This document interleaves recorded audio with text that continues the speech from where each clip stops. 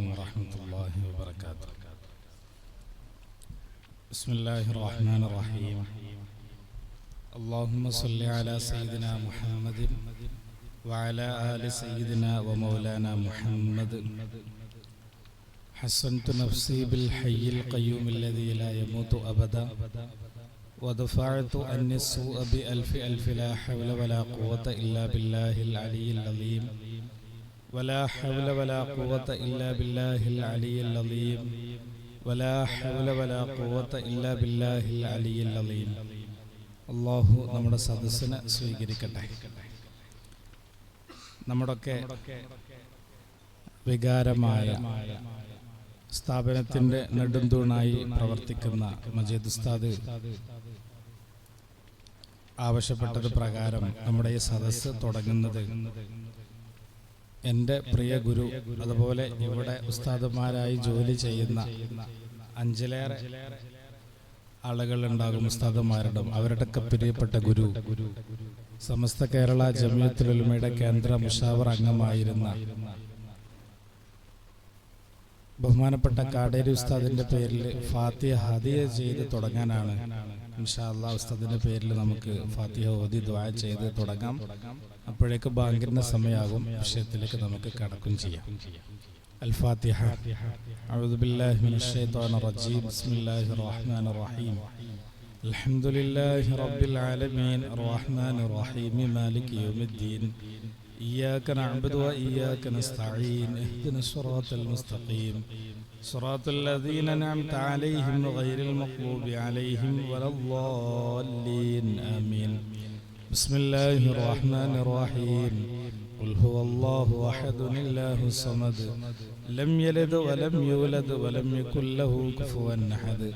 بسم الله الرحمن الرحيم. قل هو الله أحد الله الصمد لم يلد ولم يولد ولم يكن له كفوا أحد. بسم الله الرحمن الرحيم. قل هو الله أحد الله الصمد لم يلد ولم يولد ولم يكن له كفوا أحد. بسم الله الرحمن الرحيم.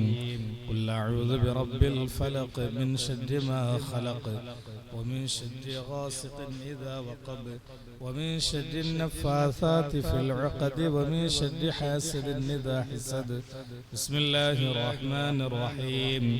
قل أعوذ برب الناس ملك الناس إله الناس من شر الوسواس الخناس الذي يوسوس في صدور الناس من الجنة والناس.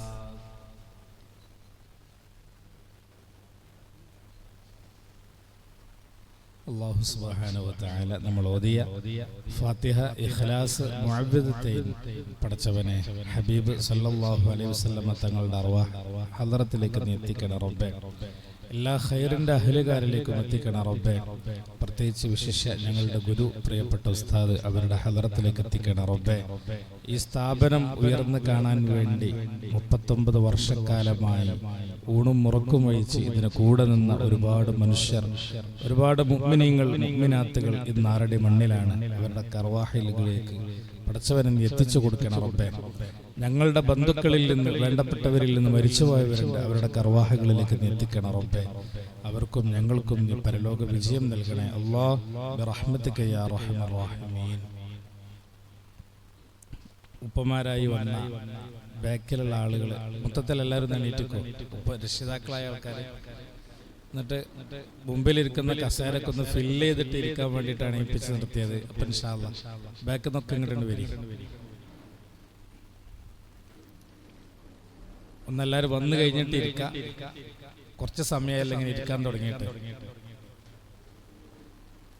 എല്ലാ കസേരയും ഫുള്ളാവണം, എല്ലാ കസേരയും ഫുള്ളാവണം. ഇനി മുമ്പ് വരണം. ആ വെയിലുണ്ടെങ്കിൽ കസേര അങ്ങോട്ടൊക്കെ മാറ്റിയിടാം. മോനെ, ആ വെയിലുള്ള ഭാഗത്ത് ആൾക്കാരെ പ്രയാസപ്പെടുത്തണ്ട, ഒന്നും ഇങ്ങോട്ടൊക്കെ നീക്കിയിടാലോ. ഈ ഭാഗത്തിരിക്കുക, ഇവിടെ നല്ല സുഖമായിട്ടിരിക്കാൻ പറ്റും. ഇന്ന ശൈത്വാന യകൂനു ഫിൽ ഖലൽ എന്നാണ്. ഈ ഒഴിഞ്ഞിരിക്കുന്ന സ്ഥലത്തൊക്കെ ശൈത്താൻ വന്നിരിക്കും. അപ്പൊ നമ്മുടെ ഉപകാരം ഇല്ലാതാക്കുന്നതാണ്. ഇനി നമ്മളൊക്കെ ഒരു സ്ഥാപനത്തിലെ കുട്ടികളുടെ രക്ഷിതാക്കളാണല്ലോ. ഒന്ന് അങ്ങോട്ടോടൊക്കെ ഒന്ന് പുഞ്ചിരിക്കുന്ന മുഖത്തോടൊന്ന് കൈയെടുത്താണി ഒന്ന് സലാം പറയാം. അങ്ങോട്ടോടൊക്കെ ഒന്ന് ഷെയ്ക്കാൻ്റെ എടുത്തിട്ട് ഇൻഷാ അല്ലാഹ് നല്ല മനസ്സോട് കൂടി ഇരുന്നോളി. മുമ്പിൽ ഒരിക്കലും ഒഴിഞ്ഞ കസേര ഉണ്ടാവണ്ടേ, ബാക്കിലായാലും കുഴപ്പമില്ല.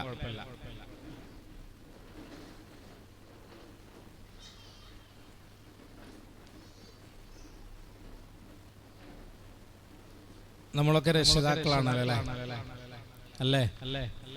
ഇതുവരെ നിങ്ങൾക്ക് ഉറങ്ങാനുള്ള അവസരം ഉണ്ടായിരുന്നു, ഇനി ഉറങ്ങാനുള്ള അവസരം തരില്ല കേട്ടോ. ഇനി ചോദിക്കണതിന് മറുപടിയൊക്കെ വേണം. പള്ളിക്കാട്ടേക്ക് സലാം പറഞ്ഞാൽ രാവരുത്. കേട്ടില്ലേ? ഇൻഷാ അല്ലാഹ്. നമ്മളൊക്കെ രക്ഷിതാക്കളാണ്. ഏതൊരു രക്ഷിതാവിന്റെയും വലിയൊരു വികാരമാണ്, ആഗ്രഹമാണ്. ഞാനോ കുറെ കഷ്ടപ്പെട്ടു, എന്റെ മക്കൾ കഷ്ടപ്പെടരുത് എന്നുള്ളത്. ശരിയാണോ? ശരിയാണോ? അങ്ങനെ തന്നെയല്ലേ? ബാക്കിലൊക്കെ അങ്ങനെ തന്നെയല്ലേ? മറ്റൊരു വികാരമാണ്, ഞാനോ കൂടുതൽ പഠിച്ചില്ല, എനിക്കോ കൂടുതൽ പഠിക്കാൻ പറ്റിയിട്ടില്ല, എന്റെ മക്കളെങ്കിലും നന്നായി പഠിക്കട്ടെ. ശരിയാണോ? അല്ലേ? ഈ രണ്ട് നിയത്ത് തെറ്റാണോ അല്ലെങ്കിൽ ശരിയാണോ? അങ്ങനല്ല. ഇങ്ങനെ ചിന്തിക്കുന്നതിന് കുഴപ്പമുണ്ടോ അല്ലെങ്കിൽ കുഴപ്പമില്ലേ?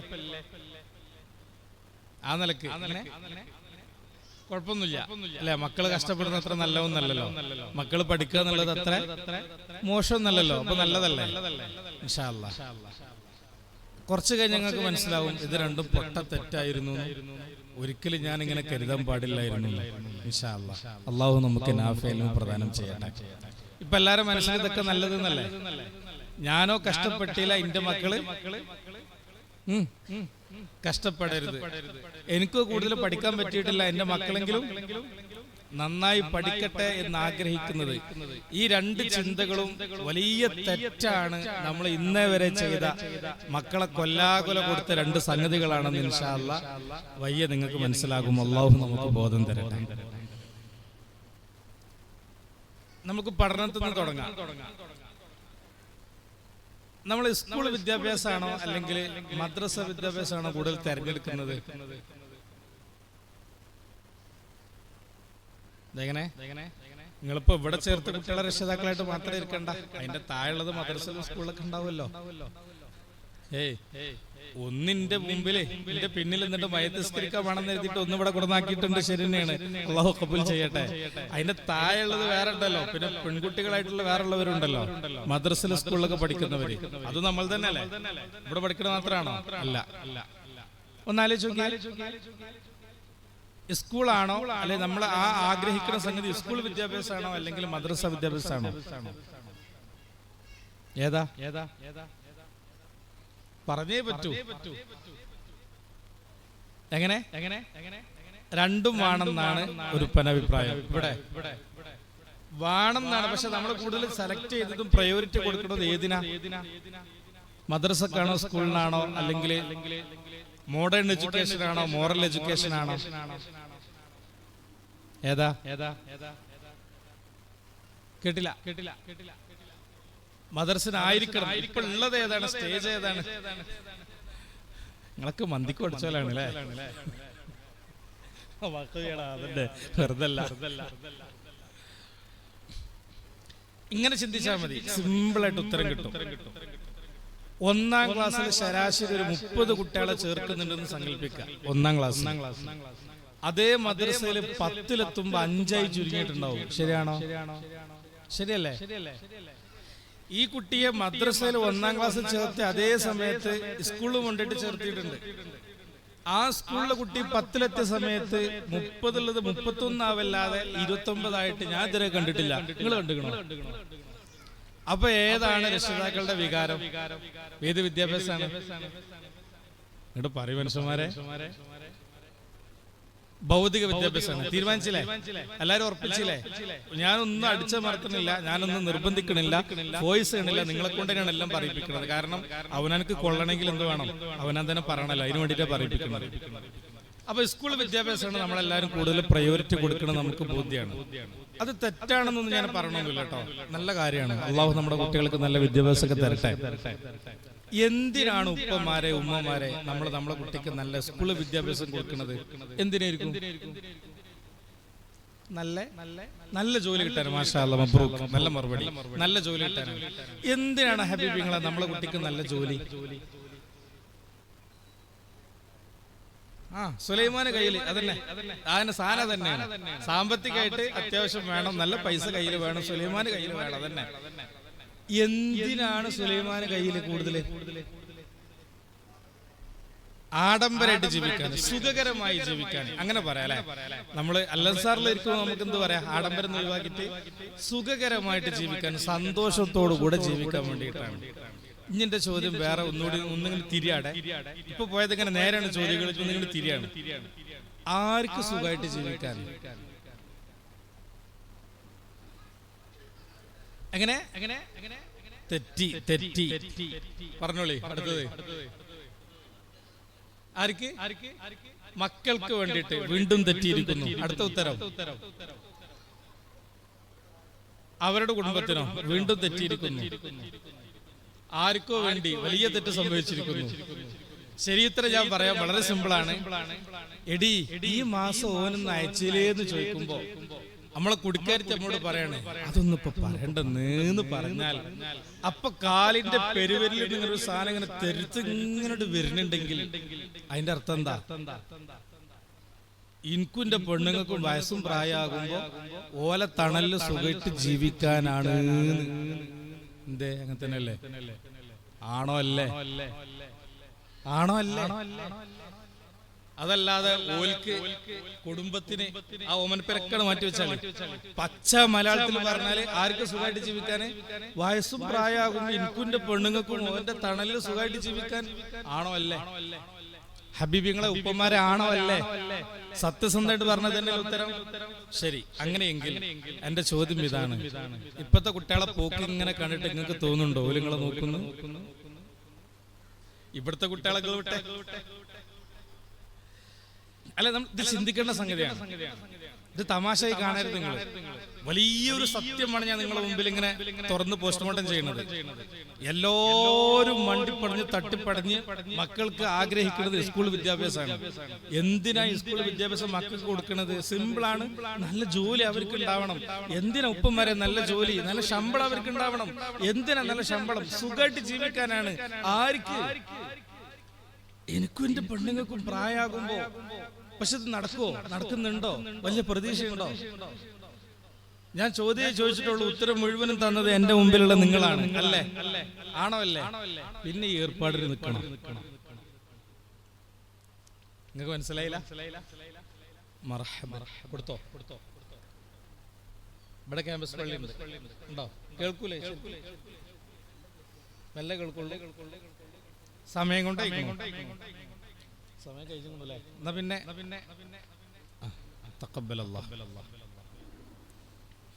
ശ്രദ്ധിക്കണേ. എന്നാ പിന്നെ നമ്മൾ ഈ ഏർപ്പാടിൽ നിൽക്കണോ?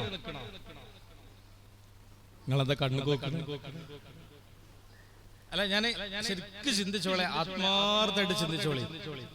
ഈ ഏർപ്പാട് നിർത്തണല്ലേ നല്ലത്? ഉപകാരം ഇല്ലെങ്കിൽ പിന്നെ വെറുതെ പണിക്ക് നിൽക്കണോ?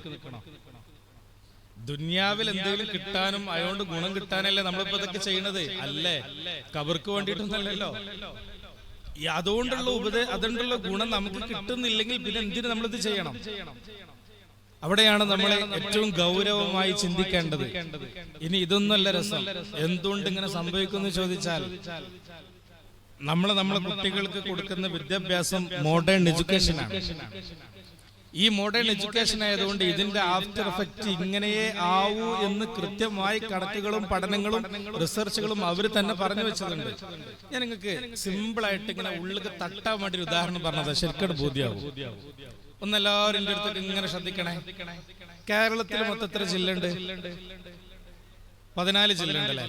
ഈ 14 ജില്ലയിൽ മൊത്തം ഔദ്യോഗികമായി രജിസ്റ്റർ ചെയ്ത വൃദ്ധസദനങ്ങളുടെ എണ്ണം, ഓൾഡ് ഏജ് ഹോമിന്റെ എണ്ണം 560 പഠിച്ചോ സഹായിച്ചിട്ട് മലപ്പുറത്ത് 8 ഉള്ളൂ. ബാക്കിയുള്ളടത്തൊക്കെ തുരുതുരയാണ്. 560 ആവേണ്ട 14 കൂടി.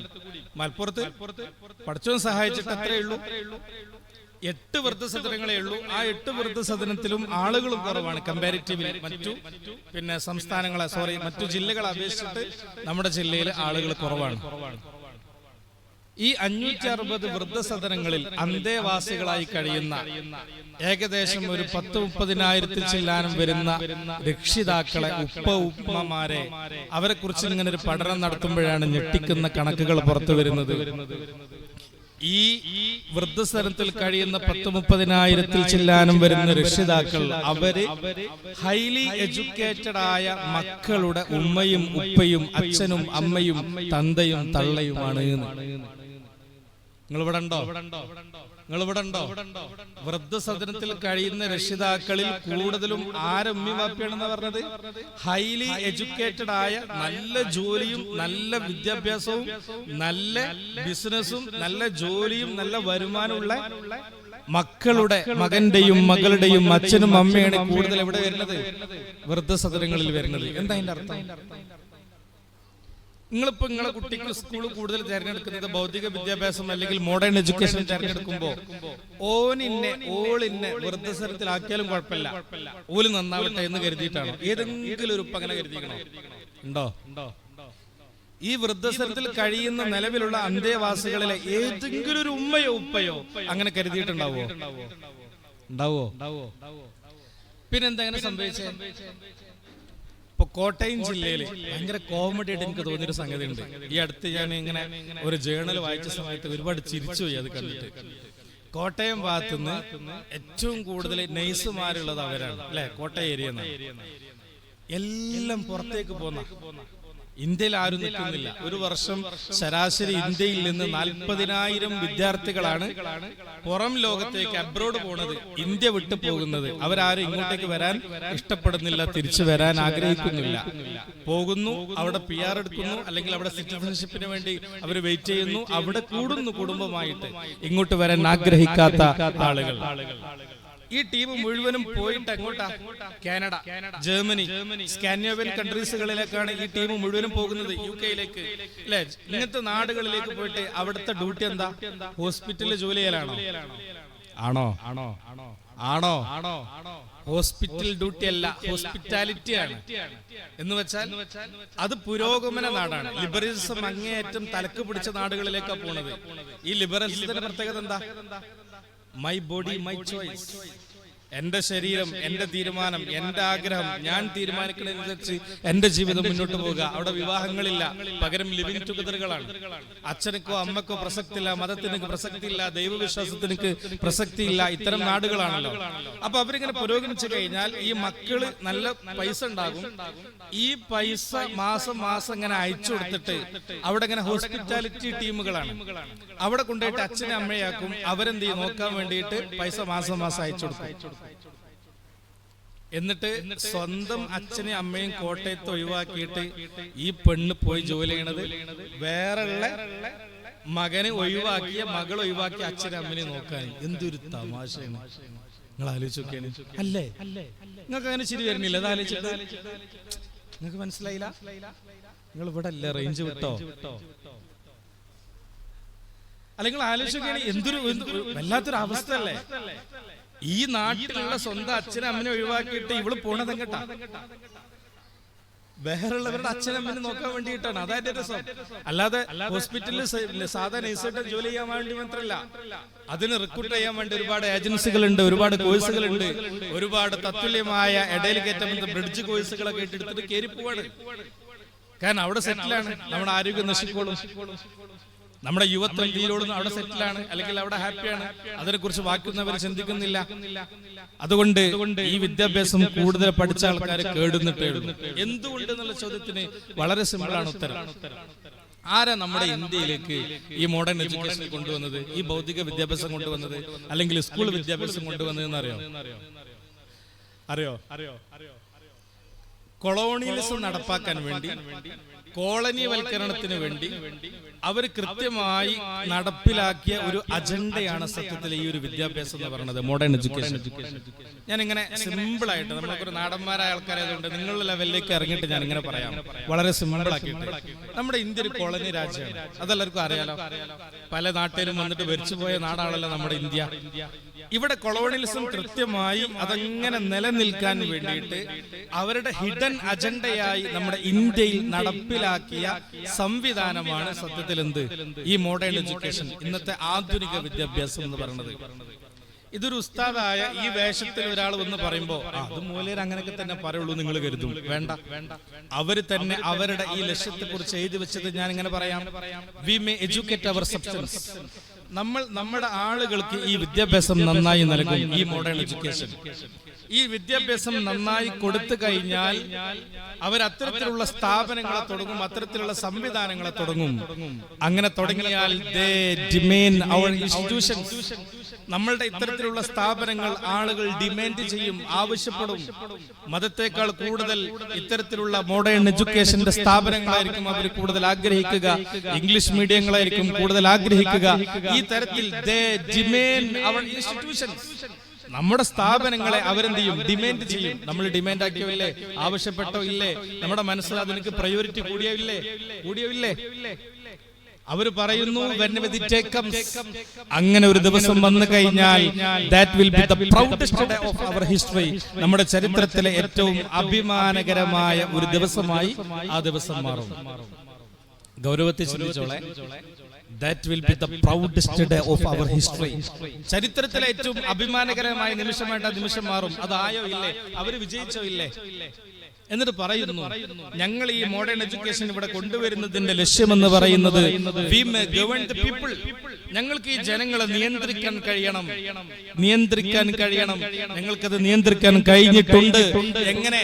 Indians in colour and blood. ഞാനും നിങ്ങളൊക്കെ ഇന്ത്യക്കാരാണ്, ഇൻ കളർ, ചേലും കോലത്തിലും, ആൻഡ് ബ്ലഡ്, രക്തം കൊണ്ടും, but Europeans in thoughts and moral life. ചിന്തയിലും ധാർമ്മിക ജീവിതത്തിലും യൂറോപ്യരെ പോലെയാവുക എന്നുള്ളതാണ് ഈ വിദ്യാഭ്യാസം കൊണ്ട് അർത്ഥമാക്കുന്നത്. നിങ്ങൾ ആലോചിച്ചോളൂ, കുട്ടികൾക്കാണോ തെറ്റ്, നമുക്കാണോ തെറ്റ് പറ്റിയത്? യൂറോപ്യരെ പോലെ ചിന്തിക്കുക, ധാർമ്മിക ജീവിതത്തിൽ, എത്തിക്സ്, മൊറാലിറ്റി, അല്ലെ, ഈ സാധനത്തിലൊക്കെ യൂറോപ്യൻസിനെ പോലെയാവുക. ധാർമ്മിക ജീവിതത്തിൽ, ചിന്തകളിൽ യൂറോപ്യൻ കൾച്ചറിലേക്ക് വരിക. എന്താ യൂറോപ്യൻ കൾച്ചർ? അച്ഛനില്ല, അമ്മയില്ല, ദൈവമില്ല, മതമില്ല, നിയമ സംവിധാനങ്ങളില്ല, ഒന്നും പാടില്ല. താന്തോന്നിസം, ലിബറലിസം, എത്തീസം. എന്താണോ എനിക്ക് തോന്നുന്നത് അതിനനുസരിച്ച്. എനിക്കൊരാണിനെ ഭോഗിക്കാൻ തോന്നിയാൽ അതിന് അനുവാദം വേണം. എനിക്ക് ഒരു പെണ്ണിനോട് പ്രണയം തോന്നിയാൽ അല്ലെങ്കിൽ താല്പര്യം തോന്നിയാൽ അതിന് അനുവാദം വേണം. അത് ചെയ്യുന്ന, അത് അനുവദിച്ച, അത് യഥേഷ്ടം നടന്നുകൊണ്ടിരിക്കുന്ന നാട്. അതിൽ വേണേ ഒരു മനുഷ്യനാണെന്നുള്ള പരിഗണന കൊടുക്കാം. അതിന്റെ അപ്പുറത്തേക്ക് ഒരുപാട് സംഗതികളുണ്ട്. എന്റെ വീട്ടിൽ ഞാൻ വളർത്തുന്ന പട്ടിയോട് എനിക്ക് ലൈംഗിക ദാഹം തീർക്കാൻ അനുമതി വേണമെന്ന് കോടതിയിൽ അഫിഡവിറ്റ് കൊടുത്ത കാലത്ത് നമ്മളുള്ളത്. എന്നിട്ട് അവരതിനെ കൃത്യമായി വക്കീൽ വാദിച്ച കോമഡി നിങ്ങൾ കേൾക്കണം. ഞാൻ എന്റെ വീട്ടിൽ വളർത്തുന്ന പട്ടിയോട് രതിമൂർച്ചയിൽ, അല്ലെങ്കിൽ ഞാൻ അതിനോട് പിന്നെ ഇത്തരത്തിലുള്ള ഇടപാട് നടത്തുന്ന സമയത്ത് അതെന്നെ ഹഗ് ചെയ്യുന്നുണ്ട്, അതിനൊക്കെ ഓർഗാസം വരുന്നുണ്ട്, അതിനൊക്കെ പ്രത്യേകമായ ഒരു മാറ്റം ഞാൻ അതിൽ കാണുന്നുണ്ട്, അത് ആസ്വദിക്കുന്നുണ്ട്, അത് എന്റെ റൈറ്റ്സ് ആണ്, അത് ആ മൃഗത്തിന്റെയും റൈറ്റ്സ് ആണ്, അത് അനുവദിക്കണമെന്ന് പറഞ്ഞു നടക്കുന്ന കാലാണ്. ഇതാണ് യൂറോപ്യൻസ്, ഇതാണ് അവരുടെ കൾച്ചർ, ഇതാണ് അവർ ആഗ്രഹിക്കുന്നത്. ഇന്നല്ലെങ്കിൽ നാളെ നമ്മുടെ ഇന്ത്യയിലും നമ്മുടെ കേരളത്തിലും വരാനുള്ളതും ഇത് തന്നെയാണ്. അല്ലാഹു നമ്മളെ കാത്തുരക്ഷിക്കട്ടെ. LGBT പൊളിറ്റിക്സിന്റെ കാലത്താണ് നമ്മൾ ഉള്ളത്. അത്തരത്തിലുള്ള സാഹചര്യത്തിലൂടെയാണ് ഇന്നത്തെ ക്യാമ്പസുകൾ കടന്നു പോകുന്നത്. ഞാൻ അതിലേക്ക് കടക്കുകയില്ല. പറഞ്ഞു വന്നത്, ഈ വിദ്യാഭ്യാസം കൊടുത്തു എന്നത് ഞാനും നിങ്ങളും ചെയ്തൊരു തെറ്റാണ്. ഇല്ലാന്ന് പറയാൻ പറ്റുമോ? നിങ്ങൾക്ക് ആഗ്രഹമുണ്ടോ എന്റെ കുട്ടി യൂറോപ്യൻ മോഡൽ ആയാൽ കുഴപ്പമില്ല, കൾച്ചർ അങ്ങനെ ആയാൽ കുഴപ്പമില്ല എന്ന് ആഗ്രഹിക്കുന്ന ഏതെങ്കിലും രക്ഷിതാക്കളെ കൂട്ടത്തിലുണ്ടോ? അച്ഛനമ്മയെ നോക്കണമെന്നില്ല, മതവിശ്വാസം വേണമെന്നില്ല, ധാർമ്മിക ബോധം വേണമെന്നില്ല, ജീവിതത്തിൽ മൂല്യബോധം വേണമെന്നില്ല. എന്താണോ എനിക്ക് തോന്നുന്നത് അതേപോലെ എന്താ ആയിക്കോട്ടെ, അങ്ങനെ ആഗ്രഹിക്കുന്ന ഏതെങ്കിലും വാപ്പയും ഈ കൂട്ടത്തിലുണ്ടോ? ഉണ്ടോ? ഞാൻ വീണ്ടും ആവർത്തിക്കാണ്, എന്തിനീ പണിക്ക് നിൽക്കണം? ഒന്നും ഞാൻ എന്റെ വക പറഞ്ഞിട്ടില്ലേ. എന്തിന് പിന്നെ ഈ പണിക്ക് നിൽക്കണം? ഇതുകൊണ്ട് ശരിക്കും ബീഡി വലിക്കണം പോലെ ഇപ്പൊ നമ്മൾ ചെയ്തോണ്ടിരിക്കണം കേട്ടോ. ഭയങ്കര രസമാണ്. ഞാൻ അങ്ങനെ പലപ്പോഴും ആലോചിക്കുന്ന കുറെ സംഗതികളുണ്ട്. സിഗരറ്റിന്റെ കൂടുമലുണ്ട്, ഇത് ക്യാൻസർ ഉണ്ടാക്കും, ഇത് ഹാനികരമാണ്, ഹാംഫുൾ ആണ്, ലെൻസിന് പ്രശ്നമുണ്ടാക്കും. കൃത്യമായി ഫോട്ടോ സഹിതം കൊടുത്താലും ആൾക്കാർ വലിക്കുന്നില്ലേ? അതേ സാധനം കീശയിൽ കൊണ്ടെടുക്കുന്നില്ലേ? ഇല്ലേ? എന്നതുപോലെ വിഷം കയ്യിൽ വെച്ചിട്ട് വീണ്ടും അത് ഉപയോഗിക്കുന്ന പോലെയാണ് ഇത്. തിരിച്ചറിവുണ്ടായിട്ടും ഈ വിദ്യാഭ്യാസം കൊണ്ട് ഇങ്ങനെയൊക്കെയാണെന്ന് അറിഞ്ഞാൽ നിങ്ങൾ ആരെങ്കിലും നാളെ മുതൽ സ്കൂൾക്ക് പോകണ്ടെന്ന് പറഞ്ഞേക്കോ? തീരുമാനിക്കോ? എന്നാ പിന്നെ ഞാനൊരു പൊട്ടനാൻ വേണ്ടി. ഈ പറഞ്ഞുകൊണ്ടൊക്കെ നിങ്ങൾ നാളെ മുതൽ എന്റെ കുട്ടി സ്കൂളിലേക്ക് പോകണമെന്ന് തീരുമാനിക്കുമെങ്കിൽ ഞാൻ 1.5 പൊട്ടനാവണം. ഒരു പ്രതീക്ഷയില്ല നിങ്ങൾ അതിൽ നിന്ന് രക്ഷപ്പെടുമെന്ന്. അത്ര അതിനു മാത്രം നിങ്ങൾ അതിൽ അഡിക്റ്റഡ് ആണ്. നിങ്ങൾ അഡിക്റ്റഡ് ആണ്. നിങ്ങളുടെ ബുദ്ധി പണയം വെച്ചിരിക്കുകയാണ്. അതിൽ നിന്ന് രക്ഷപ്പെടണമെങ്കിൽ ഇല്ലാ ബിത്തഖ്വല്ലാഹ്, അല്ലാഹുവിന്റെ തഖ്വ കൊണ്ടല്ലാതെ, അല്ലാഹുവിന്റെ ദീൻ കൊണ്ടല്ലാതെ, നൂറ് കൊണ്ടല്ലാതെ, ഈമാനിന്റെ റീചാർജ് കൊണ്ടല്ലാതെ സാധ്യമല്ല. അല്ലാഹു നമുക്ക് ബോധം തരട്ടെ. അതുകൊണ്ട് സ്കൂൾ വിദ്യാഭ്യാസങ്ങൾ ഒഴിവാക്കൂല എന്ന് എനിക്ക് ഉറപ്പാണ്. അതുകൊണ്ട് നിങ്ങൾ ഒഴിവാക്കണ്ട. അതിന് ഒരു ഓൾട്ടർനേറ്റീവ് മെത്തേഡ് ഞാൻ പറഞ്ഞു. ഇനി നമുക്ക് എന്ത് ചെയ്യാൻ പറ്റും? സിഗരറ്റിന്റെ കൂടെ ഇങ്ങനെ ഉണ്ടെങ്കിലും നിങ്ങൾ എന്നാലും സിഗരറ്റ് വലിക്കും. കയ്യിൽ വിഷം അറിഞ്ഞാലും ആ വിഷം വീണ്ടും നിങ്ങൾ കുടിക്കും.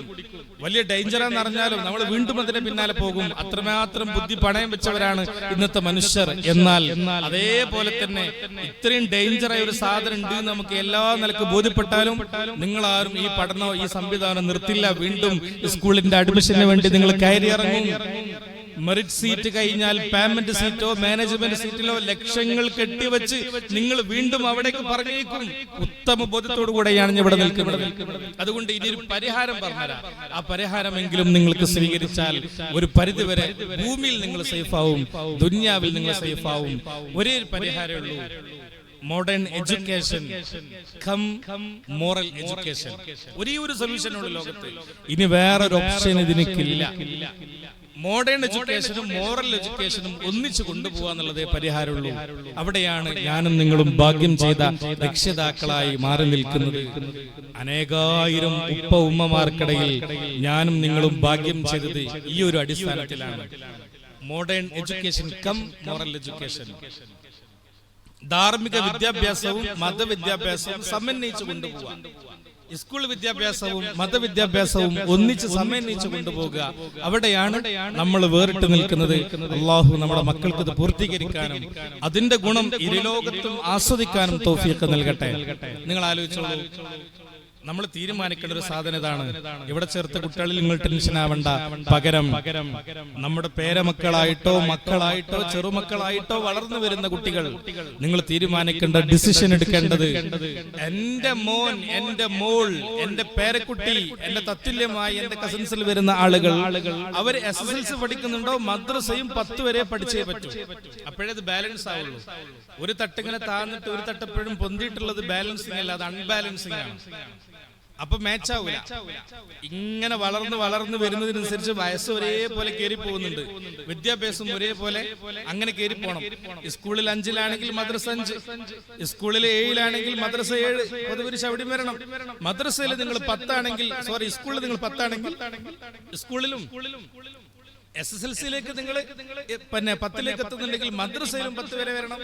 സ്കൂള് +2 പഠിക്കുന്നുണ്ടോ, എന്റെ കുട്ടി മദ്രസ +2 പഠിക്കൽ നിർബന്ധമാവണം. അപ്പോഴേ ഇത് ബാലൻസിങ് ആവുള്ളൂ. അല്ലെങ്കിൽ ഈ ഒരു ബോധം ഇങ്ങനെ ഇല്ലാതെയാകും, മൂല്യബോധം ഇല്ലാതെയാകും. നമ്മൾ നേരത്തെ എണ്ണിപ്പറഞ്ഞ ആളുകളുടെ കൂട്ടത്തിലേക്ക് നമ്മളറിയാതെ നമ്മളെ മക്കൾ നടന്നെടുക്കുന്ന ഒരു സാഹചര്യം നമുക്ക് കാണാൻ പറ്റും. ഡിഗ്രി പഠിക്കുന്നുണ്ടോ, എന്റെ കുട്ടി മതപരമായി ഡിഗ്രി പഠിച്ചേ പറ്റൂ. അതിനപ്പുറത്തേക്ക് PG പഠിക്കുന്നുണ്ടോ, എന്റെ കുട്ടി നിർബന്ധമായിട്ട് മതപരമായിട്ട് PG പഠിച്ചേ പറ്റൂ. തത്തുല്യമായി ഇതിങ്ങനെ ബാലൻസ് ചെയ്ത് പോയാൽ എന്റെ അമ്മയാണ്, എന്റെ വാപ്പയാണ്, അള്ളയാണ്, മുത്തുനബിയാണ്, ദീനാണെന്നുള്ളൊരു ബോധം നമ്മുടെ മക്കൾക്ക് ഉണ്ടാവും. ഇല്ലേ? ഈ സാധനം ഒന്നും നോക്കണ്ട. നമ്മളെ നേരത്തെ എണ്ണിപ്പറഞ്ഞ വിഭാഗത്തിൽ നമ്മുടെ മക്കളുണ്ടാകും. നഊദുബില്ലാ. അല്ലാഹു നമ്മളെ കാത്തുരക്ഷിക്കട്ടെ. അതുകൊണ്ട് നമ്മുടെ ഒരു വികാരം ഞാൻ ആദ്യം എണ്ണി പറഞ്ഞത്, ഞാനോ പഠിച്ചില്ല, എന്റെ കുട്ടികളെങ്കിലും നല്ലോണം പഠിക്കട്ടെ. ഇത് തെറ്റായി പോയോ ഇല്ലേ? തെറ്റായി പോയോ ഇല്ലേ? ഇപ്പൊ തല സമ്മതിക്കുന്നുണ്ട്. ഇപ്പൊ നിങ്ങൾ സമ്മതിക്കുന്നുണ്ട്, തെറ്റായിരുന്നു, തീരുമാനം തെറ്റായിരുന്നു. അതുകൊണ്ട് പരിഹാരം ഒന്നേ ഉള്ളൂ, അത് പഠിപ്പിക്കാതിരിക്കുക എന്നുള്ളത് പരിഹാരമായിട്ട് എനിക്ക് തോന്നുന്നില്ല. നിങ്ങളത് സ്വീകരിക്കുമെന്നും തോന്നുന്നില്ല. പകരം ഇതുപോലത്തെ സമന്വയ സ്ഥാപനങ്ങളെ തെരഞ്ഞെടുക്കുകയും നല്ല വിദ്യാഭ്യാസം, മൂല്യ വിദ്യാഭ്യാസം കൊടുക്കുകയും ഇരുലോക വിജയത്തിന് നിദാനമായ രൂപത്തിലേക്ക് അവളെ വളർത്തിക്കൊണ്ടുവരുന്ന അവസരങ്ങൾ സൃഷ്ടിക്കുകയും ചെയ്യുക എന്നുള്ളതാണ് നമ്മുടെയൊക്കെ കർത്തവ്യം. അള്ളാഹു നമുക്ക് തൗഫീഖ് നൽകട്ടെ. അള്ളാഹു നമുക്ക് ബോധം നൽകി അനുഗ്രഹിക്കട്ടെ. എന്റെ രണ്ടാമത് ഞാൻ പറഞ്ഞൊരു സംഗതി ഉണ്ട്. ഞാനോ കഷ്ടപ്പെട്ടു, എന്റെ മക്കള്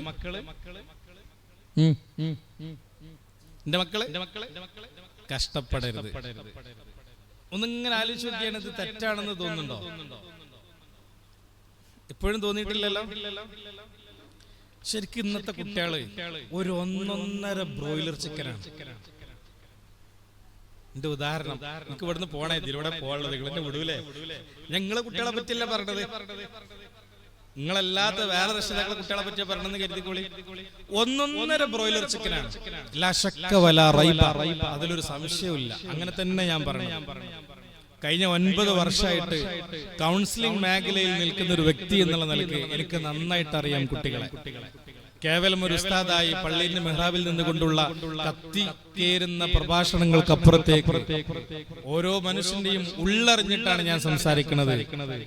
തനി ബ്രോയിലർ ചിക്കനാണ്. അതിങ്ങനെ പറഞ്ഞാൽ മനസ്സിലാവും നിങ്ങൾക്ക്. നമ്മളെ വീട്ടില് പണ്ടൊക്കെ അല്ലെ, ഈ ഇരിക്കുന്നൊക്കെ അത്യാവശ്യം പ്രായമുള്ളവരാണല്ലോ. നമ്മളെ വീട്ടില് പണ്ട് പിയാപ്പിള വന്നാല്, പിയാപ്പിള പറഞ്ഞാല് മരുമക്കൾ അല്ലെ, മരുവനൊക്കെ വന്നാല് നമ്മള് പറയും, എടാ ബഷീറേ ആ കോയിനൊന്ന് പിടിച്ചാ. നമ്മള് നാടൻ കോയിന്റെ പിന്നാലെ ഓടിയിട്ട് കൊയങ്ങിനും ഇല്ലേ?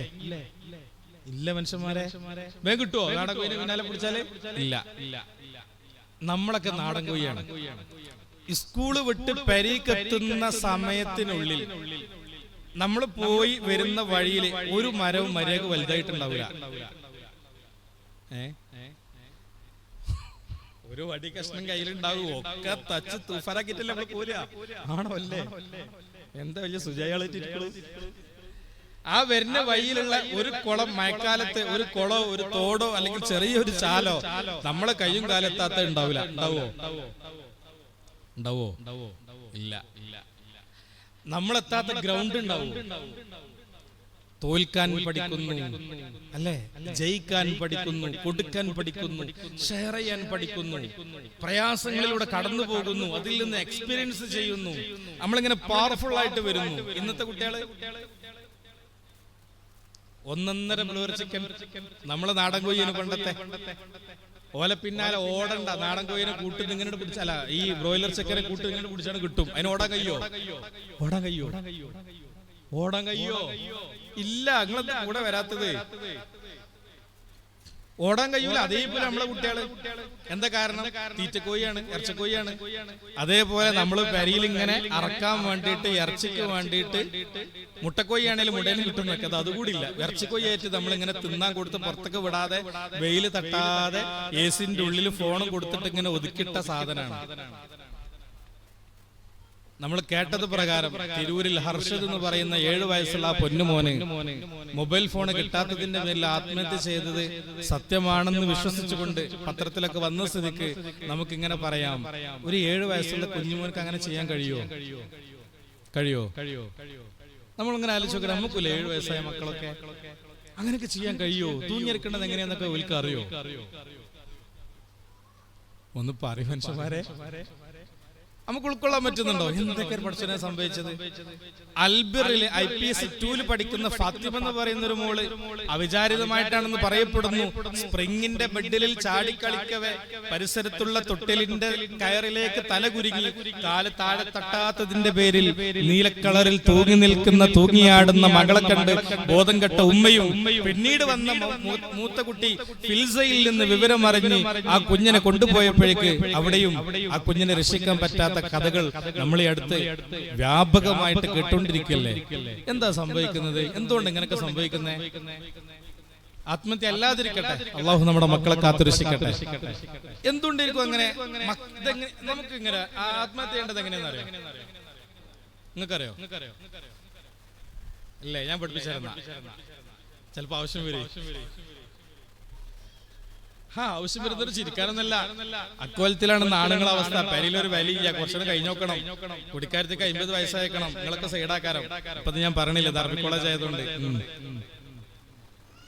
അനുഭവങ്ങൾ അത്രയുണ്ട്. നിങ്ങൾ ആലോചിച്ചോളൂ, എങ്ങനെ ഈ കുട്ടിക്ക് മനസ്സിലാവുന്നത്? വളരെ സിമ്പിളാണ്. ഫോണിൽ നിന്ന് ലോകത്ത് ആത്മഹത്യ ചെയ്തിട്ട് കയറുന്ന് രക്ഷപ്പെട്ടത് ലോകത്ത് ഒരേ ഒരു വിഭാഗം മാത്രമാണ്. അത് സിനിമയിലുള്ള ആൾക്കാർ മാത്രം. വേറെ ഇന്നേ വരെ ഒരാളും രക്ഷപ്പെട്ടിട്ടില്ല. ഉണ്ടോ? ആരെങ്കിലും ഉണ്ടോ? ആത്മഹത്യ ചെയ്തിട്ട് രക്ഷപ്പെട്ടത് സിനിമയിൽ മാത്രമേ ഉള്ളൂ. അത് ആത്മഹത്യയാണോ? അത് തൂങ്ങുന്നുണ്ടോ?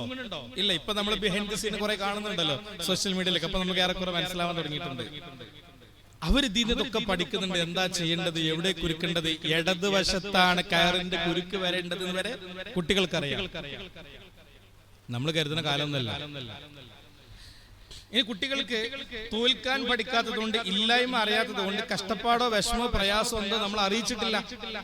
അതുകൊണ്ട് SLC പരീക്ഷ തോറ്റ് കഴിഞ്ഞാൽ ആത്മഹത്യ ചെയ്യാണ്. കാരണം എന്താ? സങ്കടം സഹിക്കാൻ കഴിയണില്ല. ഇനി ഇവിടെ എന്റെ ജീവിതം മുഴുവൻ വഴി മുട്ടിയെന്നാണ് തോന്നുന്നത്. കർഷക മരണം വ്യാപകമായിട്ട് നമ്മൾ കേൾക്കാറുണ്ട് ഇല്ലേ? ഇന്ത്യയിൽ കർഷക മരണം കൂടുതലാണ് അല്ലേ? ഇവര് വഴി മുട്ടിയിട്ട് ഇനി ഇവിടുന്ന് അങ്ങോട്ട് മുമ്പിലേക്ക് ഒരു ഓപ്ഷൻ ഇല്ല. ഈ ഒരു സ്റ്റേജിൽ എത്തിയിട്ടാണ് അവരെന്ത് ചെയ്യുന്നത്? ആത്മഹത്യ ചെയ്യുന്നത്. ഇതേപോലെയാണ് ചെറിയ കുട്ടി അല്ലെങ്കിൽ ഏതൊരു മനുഷ്യനും സൂസൈഡ് ചെയ്യുന്നത്. അങ്ങനെയാണ്. ഞാൻ ജോലി ചെയ്യുന്നത് പെരിന്തൽമണ്ണയിലാണ്. പെരിന്തൽമണ്ണയിലെ സ്ഥാപനത്തിന്റെ അടുത്ത വീട്ടിലെ ഒരു പെൺകുട്ടി, അള്ളാഹു അവൾക്ക് നന്മ പ്രദാനം ചെയ്യട്ടെ, ഖബർ ജീവിതം സന്തോഷമാക്കി കൊടുക്കട്ടെ. ഒരാൺകുട്ടിയേറ്റ് പ്രണയത്തിലായി ഉമ്മ അത് പോയിട്ട് ചോദ്യം ചെയ്തു, സാറോട് പറഞ്ഞു, ക്ലാസ്സിലെ കുട്ടികളുടെ ഇടയിലിട്ട് ഓളെ വഷളാക്കി, ഓളോട് ചൂടായി. അതിനു വേണ്ടി ഓള് വീട്ടിലിട്ട് ആത്മഹത്യ ചെയ്തു. നഊദുബില്ലാ. നമ്മൾ ഇന്നേ വരെ ചൂടായിട്ടില്ല, വഷളാക്കിയിട്ടില്ല, അതിന്റെ പ്രയാസങ്ങൾ അറിഞ്ഞിട്ടില്ല, നമ്മൾ ചെറുപ്പത്തിലേത് അനുഭവിച്ചിട്ടില്ല. അതെന്നെ പറഞ്ഞ ബ്രോയിലർ ചിക്കൻ എന്ന് പറഞ്ഞു. നിങ്ങൾക്ക് തിരിഞ്ഞില്ല? നിങ്ങൾക്ക് തിരിഞ്ഞോ? ഇനി ഒന്നും കൂടെ രസകരമായ കോമഡി പറഞ്ഞുതരാം. മലയാളികൾ ഭയങ്കര പൊട്ടന്മാരാട്ടോ, ആന പൊട്ടന്മാരും പൊണ്ണന്മാരുമാണ്. ഗൾഫിൽ പാവ മനുഷ്യന്മാർ, നിങ്ങളൊക്കെ ഇതിലൊക്കെ ഉണ്ടാവും കുറെ ആൾക്കാർ. ഗൾഫിൽ ഇങ്ങനെ 10-20 കൊല്ലം ജോലി ചെയ്ത് ചോര നീരൊക്കെ കുറെ മനുഷ്യന്മാർ ഇതിലുണ്ടാകും. നിങ്ങൾ 10-20 കൊല്ലം നിന്നിട്ട് നിങ്ങൾ ഇങ്ങനെ വരുമാനമായിട്ട് ബാലൻസ് ആക്കി വെച്ചൊരു 10 ലക്ഷം ഉണ്ടെങ്കിൽ മോനൊന്ന് സേഫ് ആക്കാൻ വേണ്ടിയിട്ട് ഒരു ജെൻസ് ഷോപ്പോ ഏതെങ്കിലും ഒരു ഷോപ്പ് ഇട്ട് കൊടുക്കും. നല്ല ഇന്ത്യയിലൊക്കെ ചെയ്ത് ഉഷാറാക്കിട്ട് കണ്ടിട്ട് കൊടുക്കും. 3 മാസം അല്ലെങ്കിൽ 6 മാസം കൊണ്ട് ആ ഷട്ടർ പൊട്ടും. ഇല്ല ഞാൻ ഇപ്പൊ കൊണ്ടുപോകും കീശേരി അങ്ങടിക്ക് നിങ്ങളെ. എന്താ കാരണം? ഇങ്ങനെ ഷട്ടർ താത്താനാണോ നിങ്ങൾ ഈ പൈസ അവിടെ ഇൻവെസ്റ്റ് ചെയ്തത്? ആണോ ഹബീബിങ്ങളെ? ആണോ? ഇനിയെങ്കിലും നമുക്ക് അന്തം വെക്കണം, സമയമായിട്ടുണ്ട്. നിങ്ങൾ ശരിക്കും ആലോചിച്ചോളൂ. 6 മാസം കൊണ്ട് ഷട്ടർ താത്തും. എന്നാൽ പൈസക്ക് ഒരു പന്നില്ലാത്ത ടീമാണ് സേട്ടുമാര്. സേട്ടുമാര് പറഞ്ഞ അറിയോ? അത് ബ്ലാക്ക് ആണെങ്കിലും ഉണ്ടോ? ഏത് പൈസ വിലെടുത്തുണ്ടോ മോനെ ആ ഭാഗം കട്ട കേട്ടോ. ഇപ്പൊ കനിങ്ങിയ പ്രശ്നമാണ്. നിങ്ങൾക്ക് മനസ്സിലായോ? ഒരു പഞ്ഞില്ലാത്ത ടീമാണ് ഈ വിഭാഗം. അവരെ മക്കളെ വാപ്പാന്റെ ബിസിനസ് ഇങ്ങനെ വാപ്പാന്റെ ബിസിനസ് ഏൽപ്പിക്കുന്നതിന് മുമ്പ് അവര് ചെയ്യുന്നത് ഗുജറാത്തിന്റെയും പഞ്ചാബിന്റെയും തെരുവോരങ്ങളിലെ സാധാ സ്ട്രീറ്റുകളിലെ സാധാ ഷോപ്പുകളിൽ കോടീശ്വരനായ ലക്ഷോപതിയായ 3-4 തലമുറക്ക് ജീവിക്കാൻ ആവശ്യമായത് മുഴുവനും നേരത്തെ സേവ് ചെയ്തു വെച്ച ആ മനുഷ്യൻ സ്വന്തം മകനെ കൊണ്ടാക്കും അവിടുത്തെ സാധാ തെരുവുകടകളിൽ. എന്തിന്? സെയിൽസ്മാൻ ആയിട്ട്, അവിടുത്തെ ജോലിക്കാരനായിട്ട്, ബേക്കറിയില്, ഹോട്ടലിലെ പിന്നെ വെയിറ്റർ ആയിട്ട് ഇങ്ങനെ അവരെ കൊണ്ടാക്കും. 2-3 മാസം പട്ടിപ്പണി ചെയ്യിപ്പിക്കും. എന്തിനാ പട്ടിപ്പണി ചെയ്യിപ്പിക്കുന്നത്? എന്തിനാ ചെയ്യിക്കണേ? ജീവിതം അറിയാൻ, ഈ പൈസ എങ്ങനെ വരുന്നത് എന്ന് അറിയാന്, കഷ്ടപ്പാട് അറിയാന്, മനുഷ്യന്റെ വികാരങ്ങളെ കുറിച്ച് മനസ്സിലാക്കാന്. ഈ പൈസ ഉണ്ടാക്കുന്നതിന്റെ വാപ്പ ഉണ്ടാക്കിയത് ഇങ്ങനെ കഷ്ടപ്പെട്ടിട്ടാണ് എന്നൊരു ബോധം അവന്റെ മനസ്സിൽ സന്നിവേശിപ്പിക്കുകയാണ്. അങ്ങനെ ഒരു 3 മാസം കഷ്ടപ്പെടുമ്പോ അവനാന്റെ ചോര നീരാക്കിയിട്ട് വയർപ്പിന്റെ അധ്വാനം കൊണ്ട് കിട്ടുന്ന ഒരു പൈസ ചെലവാക്കുന്നതിന് ലിമിറ്റ് ഉണ്ടാകും. വാപ്പ തന്നതോ എന്ന് പറഞ്ഞിട്ട് ചെലവാക്കും ചെയ്യും. ശരിയാണോ അല്ലേ? ആണോ അല്ലേ? അവരങ്ങനെ പരിശീലിപ്പിച്ചിട്ടാണ് വാപ്പ തന്റെ ബിസിനസ്, കോടികളുടെ ബിസിനസ്സാണ് ഏൽപ്പിച്ചു കൊടുക്കുക. അവനത് വാപ്പ 3 തലമുറക്ക് ഉണ്ടാക്കിയതെങ്കിൽ അവനത് 10 തലമുറക്കുള്ളതാക്കിയിട്ട് അവനതിനെ അപ്ഗ്രേഡ് ചെയ്യും, ഉഷാറാക്കും. നമ്മളെ കുട്ടികൾ 6 മാസം കൊണ്ട് ഷട്ടർ താത്തിയിട്ട് അത് ശരിയാവില്ല വാപ്പ ചെയ്യും, ഞാൻ ഗൾഫിലേക്ക് പോകണം കയറി. സൈക്കിളില്ലാതെ നിർവാഹമല്ലല്ലോ, സ്വന്തം ചോരയിൽ ഉണ്ടായിപ്പോയില്ലേ. വേറെ ഒരാളെ നടത്താൻ കൊടുത്തതാണെങ്കിൽ നമ്മളെ തനി സ്വഭാവം തിരിവരുന്നു. ഔനാന്റിയിൽ പറഞ്ഞതോടൊന്നും നിർവാഹം സഹിക്കന്നെ, ക്ഷമിക്കന്നെ. അതാ പറഞ്ഞത്. ചിലപ്പോ തൂങ്ങി വരയ്ക്കേണ്ട രൂപ ആവശ്യം വരുന്നതൊക്കെ ഞാൻ പറഞ്ഞത്. പല രംഗങ്ങളും ജീവിതത്തിൽ നമുക്ക് വരാനുണ്ട്. നിങ്ങൾ പറ, ഞാനോ കഷ്ടപ്പെട്ടു, എന്റെ മക്കൾ കഷ്ടപ്പെടരുത് എന്ന് പറഞ്ഞത് ശരിയാണോ തെറ്റാണോ? പറഞ്ഞോളി. മക്കൾ കഷ്ടപ്പെടണോ വേണ്ടേ? കഷ്ടപ്പെടുത്തണം. പെടണം എന്ന് പറഞ്ഞ പെടുത്തണം. എന്നാലേ നിങ്ങൾക്ക് ദുനിയാവുക്ക് ആഖിറത്തും ഉപകാരം ഉണ്ടാവുള്ളൂ, ഓനക്ക് ഉപകാരം ഉണ്ടാവുള്ളൂ. കൊണ്ടും കൊടുത്തിട്ടല്ലേ നമ്മളൊക്കെ പഠിച്ചത്. അനുഭവജ്ഞാനം ഉണ്ടായത് വിദ്യാഭ്യാസത്തിനേക്കാളും വലുതെന്നതാ ഈ കൊണ്ടും കൊടുത്തുള്ള അനുഭവജ്ഞാനല്ലേ. ഇത് വളരെ പ്രധാനമാണ്. സൈക്കോളജി പറയുന്നത് ഇങ്ങനെയാണ്, 10 കാര്യങ്ങൾ നമ്മളെ കുട്ടി നമ്മോട് ചോദിച്ചു കഴിഞ്ഞാൽ ഏറ്റവും ചുരുങ്ങിയത് 7 കാര്യങ്ങളെ മാക്സിമം ചെയ്തു കൊടുക്കാവൂ, 3 പെൻഡിങ്ങിൽ ഇടണം, നോ പറയണം. അറ്റ്ലീസ്റ്റ് 3 കാര്യത്തിനെങ്കിലും നോ പറയണം. അവരെ അങ്ങനെ പരിശീലിപ്പിക്കണം, നോ പറഞ്ഞ് പരിശീലിപ്പിക്കണം. അല്ലെങ്കിൽ എന്താ സംഭവിക്കുക? ഫോൺ അറിഞ്ഞ ആത്മഹത്യ ചെയ്യും തന്നെ. അല്ലെങ്കിൽ അതന്നെ സംഭവിക്കുക. ചെറുപ്പം തൊട്ടേ നോ പറഞ്ഞ് പരിശീലിപ്പിക്കണം. എല്ലാം വാങ്ങിക്കൊടുക്കരുത്. മിഠായി ആ മിഠായി, ചോക്ലേറ്റ്, കാറ് ആ കാറ്, ആ JCB എനിക്ക് വേണം, എന്നായിക്കോട്ടെ ആ JCB. അല്ലെങ്കിലോ അവിടെ കിടന്ന് ഉരുണ്ട് ആകെ വഷളാക്കും, മാനം കെടുത്തും. അങ്ങാടി കിടന്നിട്ട് ഉരുണ്ട് വഷളാക്കുന്നത് എന്തുകൊണ്ടാ? നേരത്തെ കിട്ടി ശീലിച്ചോണ്ടല്ലേ. എന്റെ അടുത്തേക്ക് വന്നൊരു കേസ് ഞാൻ അതിലേക്കാണ്. ഒരു കുഞ്ഞു കുട്ടി, അന്തൊന്നും വെക്കാത്ത ചെറിയ പ്രായത്തിലുള്ളൊരു കുട്ടി. അവനെ കുറിച്ച് അവന്റെ മാതാപിതാക്കളുടെ പരാതി കൗൺസിലിങ്ങിന് വന്നതാണ്. പരാതി എന്തെന്ന് അറിയോ? തലങ്ങനെ തലങ്ങനെ തറയിലോ ചുമരിലോ പോയിട്ട് ഇങ്ങനെ ഇടിക്കുക. അപ്പൊ എന്താ ചെയ്യാ? രക്ഷിതാക്കൾ നോക്കിക്കോ, ആ ഇടിച്ചോട്ടെ എന്ന് പറയോ? ഇല്ല, വേഗം പോയിട്ട് ഇടിക്കൂലേ? അപ്പൊ കുട്ടിക്ക് എന്തെങ്കിലും ആവശ്യം ഉണ്ടെങ്കിൽ വേഗം പോവാ, എന്നിട്ട് ചുമരിൽ പോയിട്ട് തലണ്ട് മുട്ടിക്കുക. നല്ല ശബ്ദം കേൾക്കും. ആ കോലത്തിൽ തല കൊണ്ടടിക്കുക.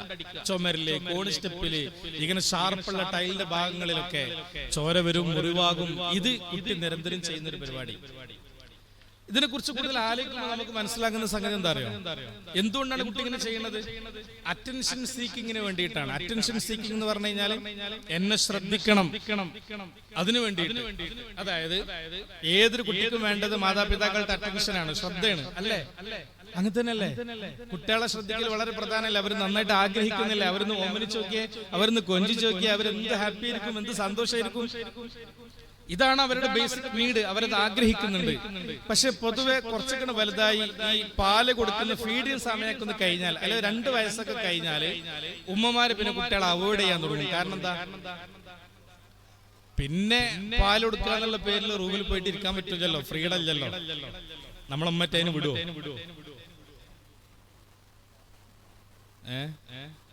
നമ്മളമ്മറ്റതിന് വിടുവോ? റൂമിൽ നിന്ന് ഫ്രീ ആയിട്ട് ഇരിക്കാനില്ല. അത്ര ഞാൻ പറഞ്ഞുള്ളൂ, ബാക്കി നിങ്ങൾ ആലോചിച്ചാൽ മതി. പിന്നെ അവൾക്ക് ഫ്രീ ഇല്ല. അപ്പൊ അവൾ എന്ത് ചെയ്യും? പാത്രം കഴിക്കണ തിരക്കിലായിരിക്കും, അമ്മോശന് ചപ്പാത്തി ഇടുന്ന തിരക്കിലായിരിക്കും, വല്യമ്മക്ക് അല്ലെങ്കിൽ അമ്മായിമാക്ക് കുളിക്കാനുള്ള വെള്ളം ചൂടാക്കുന്ന തിരക്കിലായിരിക്കും, ഇങ്ങനെ എന്തെങ്കിലുമൊക്കെ പണിയിലായിരിക്കും. ഇത് ചെയ്യുന്ന സമയത്ത് കുഞ്ഞങ്ങനെ മാക്സിന്റെ തലയും പിടിച്ച് അങ്ങനെ കരി ഉണ്ടാവും. നമ്മൾ മെയിൻറ്റെയിൻ ചെയ്യോ? ഉമ്മമാര് മെയിൻറ്റെയിൻ ചെയ്യോ? ഇല്ല. ഉമ്മമാർക്ക് മെയിൻറ്റെയിൻ ചെയ്യാൻ നേരണ്ടോ? ഇല്ല. അഥവാ ഒന്ന് ഇരുന്നാൽ തന്നെ അപ്പൊ ചിലപ്പോ അഥവാ എന്തെങ്കിലുമൊക്കെ പരവന്ന് പിടിച്ചിട്ട് അതുപോലും ചെയ്യാതെ ഒരുക്കി തീരുന്ന ഉമ്മമാരല്ലേ നമ്മുടെ ഭാര്യമാര്. അങ്ങനല്ലേ അവരൊക്കെ വലുതായി വന്നത്, നമ്മുടെ മക്കള് വലുതായി വന്നത്. ഈ ലെവലിൽ വലുതായി വരുമ്പോ ഈ കുഞ്ഞിന്റെ മനസ്സിൽ എന്നെ ഉമ്മ പരിഗണിക്കണില്ല. അങ്ങനെ ഇരിക്കെ ഒരു ദിവസം തല പോയിട്ട് എന്ത് ചെയ്തു? ചുമരുമിൽ മുട്ടി. പഠിച്ചോനെ തക്കുടൂ ചക്കുടൂ എന്നൊക്കെ പറഞ്ഞിട്ട് സ്നേഹം ഒലിപ്പിക്കലും വാരലും മുത്തം കൊടുക്കലും ചേർത്ത് പിടിക്കലും അമ്മിഞ്ഞപ്പാല് കൊടുക്കലും, പിന്നെ പഠിച്ചോനെ പറയും വേണ്ട, സ്നേഹം മുഴുവനാണ് കൊടുക്കുന്നത്. ശരിയല്ലേ? ആണോ അല്ലേ? നല്ലൊരു വീഴ്ച വീണാൽ തല മുട്ടിയ സമയത്ത് ഉമ്മ അങ്ങനെ ചെയ്തു. അപ്പൊ കുട്ടിയുടെ മനസ്സിലേക്ക് അവന്റെ സബ് കോൺഷ്യസ് മൈൻഡിൽ ഇംപ്രിന്റ് സ്റ്റേജിൽ നമ്മൾ പ്രിന്റ് ചെയ്തൊരു സാധനം എന്താ? തലയടിച്ച് വീണാൽ, തല മുട്ടിയാൽ എന്റെ ഉമ്മ എന്നെ ശ്രദ്ധിക്കും, എന്നെ ചേർത്ത് പിടിക്കും, വാരിപ്പുണരും. അല്ലെങ്കിൽ എന്ത് ചെയ്തിട്ടും കാര്യമില്ല, ആ ജന്തു തിരിഞ്ഞു നോക്കൂല. ഈ കുഞ്ഞിന്റെ മനസ്സിൽ അവിടെ സേവ് ചെയ്ത് വെച്ചു. അപ്പൊ കുട്ടി എന്ത് ചെയ്യണം? ആവശ്യം വരുമ്പോ, അറ്റൻഷൻ ആവശ്യം വരുമ്പോ തല കൊണ്ടിട്ട് ചുമരിലിടിക്കണം. നിങ്ങൾക്ക് മനസ്സിലാകുന്നുണ്ടോ? നമ്മൾ അതുപോലെ ചെറുപ്പത്തിൽ ശീലിപ്പിച്ചതാണ് ഓരോ ശീലങ്ങളും. ചോദിക്കുമ്പോ കൊടുത്തിട്ട് ശീലിപ്പിച്ചതാ. പാലിന് വേണ്ടി കരഞ്ഞാൽ നല്ല എപ്പോഴും കുടിച്ചിട്ടേ ഉള്ളൂ. കുറച്ച് കഴിഞ്ഞപ്പോ വീണ്ടും വന്നാൽ അപ്പൊ നമുക്കറിയാം വിശപ്പില്ല എന്നറിയാം. വിശപ്പില്ലെങ്കിൽ പാല് കൊടുക്കരുത്, നോ പറഞ്ഞ് അവിടെ നിന്ന് തുടങ്ങാൻ. നമുക്ക് ഒരു കുഞ്ഞ് ദാഹിച്ചിട്ടാണ്, വിശന്നിട്ടാണ് കരയുന്നത് എങ്കിൽ എത്ര കിലോമീറ്റർ ദൂരാവട്ടെ ആ ഉമ്മയുടെ സ്ഥാനത്തിൽ പാലിറങ്ങും. അള്ളാഹു അത് അവർക്ക് അങ്ങനെ ഒരു കണക്ഷനാണ് കൊടുത്തത്. അംബ്ലിക്കൽ കേബിൾ വഴിയുള്ള കണക്ഷൻ. മനസ്സും കണക്റ്റഡ് ആണ്.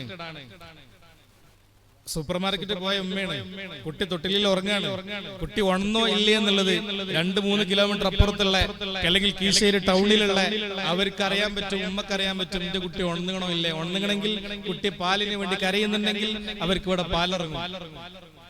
അത്രമേൽ കണക്ഷനാണ് അള്ളാഹു കൊടുത്തിട്ടുള്ളത്. അതുകൊണ്ട് അത്രമേൽ ബന്ധമുള്ളത് കൊണ്ട് നമുക്കറിയാൻ പറ്റല്ലോ ഇത് ഐഡിയ ആണോ അടവാണോ എന്നുള്ളത്. അടവ് പരിശീലിപ്പിക്കരുത്, അവിടെ നിന്ന് നോ പറഞ്ഞു തുടങ്ങണം, തീരെ പട്ടിണി കിടണം എന്നല്ല. അങ്ങനെ ചോദിക്കണമൊക്കെ വാങ്ങിക്കൊടുത്ത് കുട്ടികളെ വഷളാക്കി ഒരു ബ്രോയിലർ ചിക്കനായി വളർത്തുന്നതാണ് ഇന്നത്തെ ഏറ്റവും വലിയ ശാപം. അവിടെ നമ്മൾ തിരിച്ചറിയണം, മാറണം. പ്രിയപ്പെട്ട ഉപ്പമാരെ, പ്രിയപ്പെട്ട ഉമ്മമാരെ, അള്ളാഹു നമുക്ക് ബോധം തരട്ടെ. ഇനി നിങ്ങൾ പറ, നമുക്ക് വേണോ? നോ പറയണ്ടേ? പ്രയാസം അനുഭവിപ്പിക്കണ്ടേ? പൈസ ഉണ്ടെന്ന് കുട്ടികളി വാങ്ങി കൊടുക്കരുത്. പിന്നീട് നിങ്ങൾ വാങ്ങിക്കൊടുക്കാവൂ, അപ്പൊ നിങ്ങൾ വാങ്ങിക്കൊടുക്കരുത്. ചോദിക്കുമ്പോഴൊന്നും എല്ലാം വാങ്ങിക്കൊടുക്കരുത്. അത് വേണമെന്ന് പറയുമ്പോഴേക്കും അത്, ഇത് പറയുമ്പോഴേക്കും ഇത്. ഈ അടുത്ത് എന്റെ അടുത്തേക്ക് വന്ന ഒരു കേസ്, അവരുടെ ഭാര്യ എന്റെ അടുത്ത് പരാതി പറഞ്ഞത്, അപ്പുറത്തെ അയൽവാസിന്റെ വീട്ടിലേക്ക് പോയി ഈ പ്ലേ സ്റ്റേഷൻ എന്നൊരു സാധനമുണ്ട്. പ്ലേ സ്റ്റേഷൻ എന്ന് പറഞ്ഞു കഴിഞ്ഞാല് കുട്ടികള് കമ്പ്യൂട്ടറിലേക്കോ ടിവിയിലേക്കോ കണക്ട് ചെയ്തിട്ട് ഗെയിം കളിക്കാൻ വേണ്ടി ഉപയോഗിക്കുന്ന സാധനം. അതില് പിന്നെ തൂക്ക് വെക്കാനുണ്ട്, ഫയർ ചെയ്യാനുള്ളതുണ്ട്, ഡ്രൈവ് ചെയ്യാനുള്ളതുണ്ട്, പിന്നെ സ്റ്റാരിംഗ് ഉണ്ട്. അതിന്റെ സാധനങ്ങളും സുനകളൊക്കെ ഉള്ള സാധനമാണ് പ്ലേ സ്റ്റേഷൻ. അല്ലേ? സാധനം മനസ്സിലായോ? ഉണ്ട് അല്ലെ? സാധനം ഉപയോഗിക്കില്ല. ഒരു 10-24,000 രൂപ വില വരുന്നൊരു സാധനം. അയൽവാസിന്റെ വീട്ടിൽ പോകുന്നു, കുട്ടി അത് വേണമെന്ന് പറയുന്നു, അല്ലെ ഇടക്കിടക്ക് അവിടെ പോയിട്ട് അതിങ്ങനെ കാണുന്നു, അവിടെ ഉപയോഗിക്കുന്നു. അത് ഉമ്മാക്കൊരു ഷെയ്മേട്, അല്ല വാപ്പാക്കൊരു ഷെയ്മേട് അല്ലെ? ഞാനിപ്പോ ഒരു പൈസ ഒക്കെ ഉണ്ടായിട്ട് എന്റെ കുട്ടികളപ്പോ അവിടെ പോയിട്ട് നിൽക്കാന്ന് പറഞ്ഞത് എനിക്കൊരു മോശത്തരം. എന്നിട്ട് ഒന്നും നോക്കാതെ 24,000 രൂപയ്ക്ക് പുതിയൊരു സാധനം വാങ്ങിക്കൊടുത്തില്ല, അത് വേണമെന്ന് പറയുമ്പോഴേക്കും. ഇതാണ് ഇന്നത്തെ വാപ്പന്മാരുടെ അവസ്ഥ, അല്ലേ? ആണോ? അല്ലേ? അഭിമാനം, നാട്ടുകാരെ കാണിക്കാൻ, ആളെ പോപ്പിച്ചാൽ, ഇതൊക്കെയാണ് നമ്മൾ അന്നത്തെ ലൈഫ് സ്റ്റൈൽ എന്ന് പറയുന്നത്. പിന്നെ മക്കളെ നന്നാമത്തിന് അവസാനം കുറ്റം മുഴുവനും ആർക്കും? പള്ളിയിലെ ഉസ്താദിനും. അത് അതിലേറെ സങ്കടം. മക്കളിങ്ങനെ കേടെന്ന് നമ്മൾ വിചാരിക്കാത്ത പോലെ ആയിക്കഴിഞ്ഞാൽ രക്ഷിതാക്കൾ എന്ത് ചെയ്യും? മജ്‌ലിസ് നൂർക്ക് 313 അല്ലെ 2,000 രൂപ. 313 ആ വലുപ്പത്തിൽ തോർക്കും, 500-ന് 500-ന്റെ വലുപ്പത്തിൽ തോർക്കും, 2,000-ന് 2,000-ന്റെ വലുപ്പത്തിൽ തോർക്കണം. അല്ലെങ്കിൽ പിറ്റത്തെ പ്രാവശ്യം പേരെടുക്കും മൂലരെ വിളിക്കൂല, അത് വേറെ വിഷയം. അങ്ങനെ ദോരഞ്ഞിട്ട് നമ്മളിങ്ങനെ വെയിറ്റ് ചെയ്യാണ്, എന്റെ കുട്ടി ഇപ്പഴും നന്നാവും. നമ്മളൊക്കെ വെയിറ്റ് ചെയ്തിരിക്കുകയാണ്. 1 മാസം വെയിറ്റ് ചെയ്തു, ഒരു മാറ്റം കാണുന്നില്ല. 2 മാസം വെയിറ്റ് ചെയ്തു, ഒരു മാറ്റം കാണുന്നില്ല. 3 മാസം വെയിറ്റ് ചെയ്തപ്പോ മാറ്റൊന്നും ഇല്ലാതായപ്പോ മനസ്സുകൊണ്ട് ഇങ്ങനെ പറയും, ആ പൈസ പോയില്ലേ, എന്നാലും കുഴപ്പമില്ലേ, ആ പൈസ പോയി എന്ന് കരുതിക്കണേ സങ്കടമില്ലായിരുന്നു. പിന്നെ പറഞ്ഞൊരു ഡയലോഗ് ഉണ്ട്, അല്ലെങ്കിൽ ഇപ്പത്തെ മുയിലക്കന്മാരൊന്നും ദോരന്നിട്ട് കാര്യമില്ലേ, അവനാന്റെ കുട്ടി കേടരാൻ കാരണം ഞാനല്ല, എന്റെ കെട്ടിയോളല്ല, എന്റെ കുടുംബമല്ല, പള്ളിത്തെ ഉസ്താദ്. എന്തൊരു തൊലിക്കെട്ടി അതൊക്കെ! ഇതാണ് ഇന്നത്തെ കൾച്ചർ, ഇതാണ് ഇന്നത്തെ സാഹചര്യം. നഊദു ബില്ലാഹ്, അല്ലാഹു നമ്മളെ കാത്തുരക്ഷിക്കട്ടെ. ഗൗരവത്തിൽ ആലോചിക്കേണ്ട സംഗതിയാണ്. അതുകൊണ്ട് ഞാനോ പഠിച്ചില്ല, എന്റെ കുട്ടികൾ പഠിക്കട്ടെ എന്നുള്ളത് ഒരു പുനർവിചിന്തനക്ക് ഞാൻ നിങ്ങളുടെ മുമ്പിൽ വെച്ചു. മറ്റൊന്ന്, ഞാനോ കഷ്ടപ്പെട്ടു, എന്റെ മക്കൾ കഷ്ടപ്പെടരുത് എന്നുള്ളതും ഒരു പുനർവായനക്ക് നിങ്ങളുടെ മുമ്പിൽ ഞാൻ വെച്ചു. മൂന്നാമത്, അനിവാര്യമായി ഇനി നമുക്ക് ഇവിടെ സന്തോഷത്തോടെ ജീവിക്കണമെങ്കിലുള്ള ആകത്തെ ഒരേ ഒരു ഓപ്ഷനെ കുറിച്ചാണ് ഞാൻ പറയാൻ പോണത്. Social parenting. ഇതിനെ കുറിച്ചാണ് ഇനി പറയാൻ പോണത്. ഇതാണ് ഇന്നുള്ള സൊല്യൂഷൻ. അള്ളാഹു നമുക്ക് ബോധം തരട്ടെ. ഞാൻ ഇങ്ങനെ ചോദിക്കാം, ഉപ്പമാരെ, നിങ്ങളെ കുട്ടിന്റെ രക്ഷിതാവ് ആരാ? നിങ്ങളെ കുട്ടിന്റെ രക്ഷിതാവ് ആരാകുന്നു?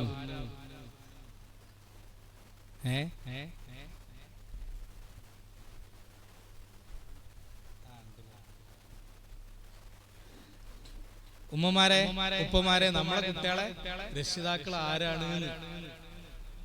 എങ്ങനെ പറഞ്ഞോളെ, ആരൊക്കെയാണ്? ഒന്ന് ഉച്ചത്തിൽ പറയാം, ആരെയും ഒരാളൊന്ന് ഉച്ചത്തിൽ പറയും. നിർത്തണോ? മതിയായോ? പള്ള നിറഞ്ഞോ? നിങ്ങൾ വിഷമൊന്നും കരുതരുതിട്ടില്ലേ? ആരെങ്കിലും ഒരാളെ മനസ്സിലൊരു സ്പാർക്ക് വന്നിട്ട്, ഒരു നന്മയുടെ ഒരു വെളിച്ചം വന്നിട്ട് ഇവിടുന്ന് അങ്ങോട്ട് സെറ്റ് ആയാൽ അൽഹംദുലില്ലാ, ആ കുടുംബം കഴിച്ചിലായില്ല. അതുകൊണ്ട് അങ്ങനെയൊക്കെ പറഞ്ഞത് കേട്ടോ. അത്രയും സങ്കടമാണ്, അത്രയും വ്യാപകമായിട്ട് പ്രതിസന്ധിയിലൂടെയാണ് നമ്മളിതൊക്കെ കാണുന്നതും ഇത് അനുഭവിക്കുന്നതും. അതുകൊണ്ട് അത്രയും വിഷമത്തോടുകൂടി പറഞ്ഞത്. നമ്മളെ കുട്ടീന്റെ രക്ഷിതാവ് ആരൊക്കെയെന്ന് പറഞ്ഞാൽ, അല്ലാഹു ഇതിപ്പോ തൃപ്പഞ്ചസ്ഥാനം മക്കാമൊക്കെ എത്തിക്കണം. എന്നാ പിന്നെ ഞാൻ നിർത്താം. ഔലിയാക്കളെ ദർജ വിട്ട് അല്ല, ഞാൻ തമാശ പറഞ്ഞുള്ളൂ, പറഞ്ഞ് തെറ്റായിട്ടല്ല. അള്ളാഹ് നമ്മളെ കുട്ടികളെ വലിയ തന്നെയല്ലേ ആണല്ലോ. അതിനപ്പുറത്തേക്ക് നമ്മൾക്ക് സാധാ മനുഷ്യന്മാരല്ലേ, ആ ലെവലിൽ നിന്ന് സംസാരിക്കാം. ഇമ്മി വാപ്പി അല്ലേ, പിന്നെ ആര് ഉസ്താമാര്, പിന്നെ കളിക്കാര്. ഇനി അങ്ങോട്ടൊന്നല്ല, നിങ്ങൾ ചിന്തിക്കുന്ന മേഖലയ്ക്കല്ല, ഞങ്ങളെ ചിന്ത വേറെ ലെവലിലേക്ക് കൊണ്ടുവരികയാണ്. നമ്മൾ കരുതുന്ന പോലല്ല. പൊതുവെ ഉപ്പാന്റെ പേരെന്തേലും ഷിഹാബ്. നിങ്ങൾ ഗൾഫിലാണെന്ന് സങ്കല്പിക്കുക അല്ലെ, നിങ്ങൾ ഗൾഫിലാണ്. നിങ്ങളെ കുട്ടി +1 +2 പഠിക്കുന്ന ആൺകുട്ടിയോ പെൺകുട്ടിയോ സുഖകരമല്ലാത്ത രൂപത്തില് കണ്ട് അവരെ ചോദ്യം ചെയ്തു. ആര്? വേറൊരു രക്ഷിതാവ്. നിങ്ങളെ പേരെന്താ?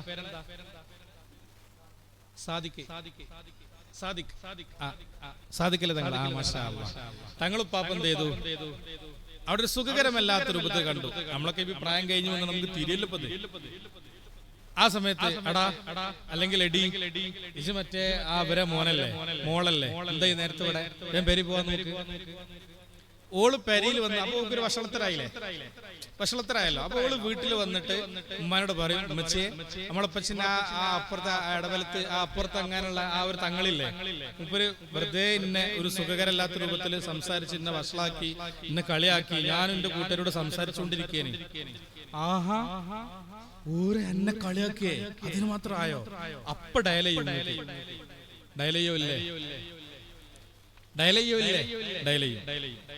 എന്നിട്ട് സങ്കടവും കരച്ചിലും നമ്മളെ കുട്ടീനെ അങ്ങനെ ആക്കി ആകതാക്കി എന്തിനാ പറ്റുക അങ്ങനൊക്കെ പറഞ്ഞിട്ട് ഓരാരത് പറയാന് ഓർക്കെന്തിനാ നോക്കേണ്ട ആവശ്യം എന്താ, അങ്ങനെ ഇങ്ങനൊക്കെ പറഞ്ഞിട്ട് അവസാനം നിങ്ങൾ വിളിച്ചു പറയും തങ്ങൾക്ക്, പിന്നെ സംഗതി നിങ്ങൾ നമ്മളെ ബഹുമാനിക്കുന്ന ആളൊക്കെ തന്നെയാണ്, നിങ്ങളെ കുട്ടീന്റെ കാര്യം നോക്കിയാൽ മതി, എന്റെ കുട്ടീന്റെ കാര്യം നോക്കണ്ടെന്ന് പറയും. ശരിയാണോ അല്ലേ? അതിന്റെ അർത്ഥം എന്താ? എന്റെ കുട്ടീന്റെ രക്ഷിതാവ് ആരാണ്? ഞാനും എന്റെ കുട്ടിയോടും മാത്രമാണ് അല്ലേ? ഇതല്ലേ ഇന്നത്തെ സംഗതി. പണ്ട് നമ്മളൊക്കെ ജീവിച്ച കാലത്ത് ഒരു മഹലിൽ തന്നെ 35-40 വർഷമൊക്കെ മൊല്ലക്കാരായിട്ടുള്ള ഉസ്താമാരുണ്ടായിരുന്നു അല്ലേ? ഓത്തുപള്ളിയിൽ ഇങ്ങനെ ആ സിസ്റ്റത്തിൽ വന്ന മൊല്ലാക്ക് ഉസ്താമാരുണ്ടാവും. ഓല് അങ്ങാടിക്ക് ഇങ്ങനെ ആ കൊടം പിടിച്ചിട്ട് വന്നാലേ ഏത് പ്രമാണിച്ച് അറിയാണ്ട് പീഡിക്കോലമാണ് നീച്ചിക്കും മടക്കുത്തണത്താവും. ശരിയാണോ? അതുവരെ തുടക്കം ഇങ്ങനെ ഒഴിഞ്ഞിട്ട് അവസരമൊക്കെ കാണിച്ചിട്ട് വലിയ വടായി കുട്ടിയിലാള് മൊല്ലക്കാരോട് കണ്ട അറിയാണ്ട് പൊന്തിട്ട് ആ മടക്കത്തൊക്കെ താവും അല്ല മജൂസ്താകൻ തന്നെയല്ലേ? അങ്ങനെ ഒരു കാലം ഉണ്ടായിരുന്നു. അതാണ് യഥാർത്ഥ സോഷ്യൽ പാരന്റിങ്. ഏതവന്റെ കുട്ടിനെ അങ്ങാടിയിലെ അസമയത്ത് സുഖകരമല്ലാത്ത കണ്ടാൽ എന്താണ് അവിടെ മര്യാദക്ക് പൊയ്ക്കോ എന്ന് പറയാൻ യോഗ്യത ഉണ്ടായിരുന്നു. അങ്ങനെ പറഞ്ഞിരുന്നു. അങ്ങനെ പറഞ്ഞാൽ നമ്മൾ ആരും മെസ്സേജ് അയച്ചിട്ടില്ലായിരുന്നു. എന്തിന്? മൊല്ലാക്ക, നിങ്ങളെ കുട്ടിന്റെ കാര്യം നോക്കിയാൽ മതി, എന്റെ കുട്ടിന്റെ കാര്യം നോക്കണ്ടെന്ന്. ഇന്നെന്തായി? നമ്മളൊക്കെ സെൽഫിഷായി അവനവന്റെ മക്കളെ അന്ധമായി അനുകരിക്കുകയും അന്ധമായി വിശ്വസിക്കുന്ന കാലത്തേക്ക് നമ്മൾ എത്തിനഅൂദുബില്ലാ.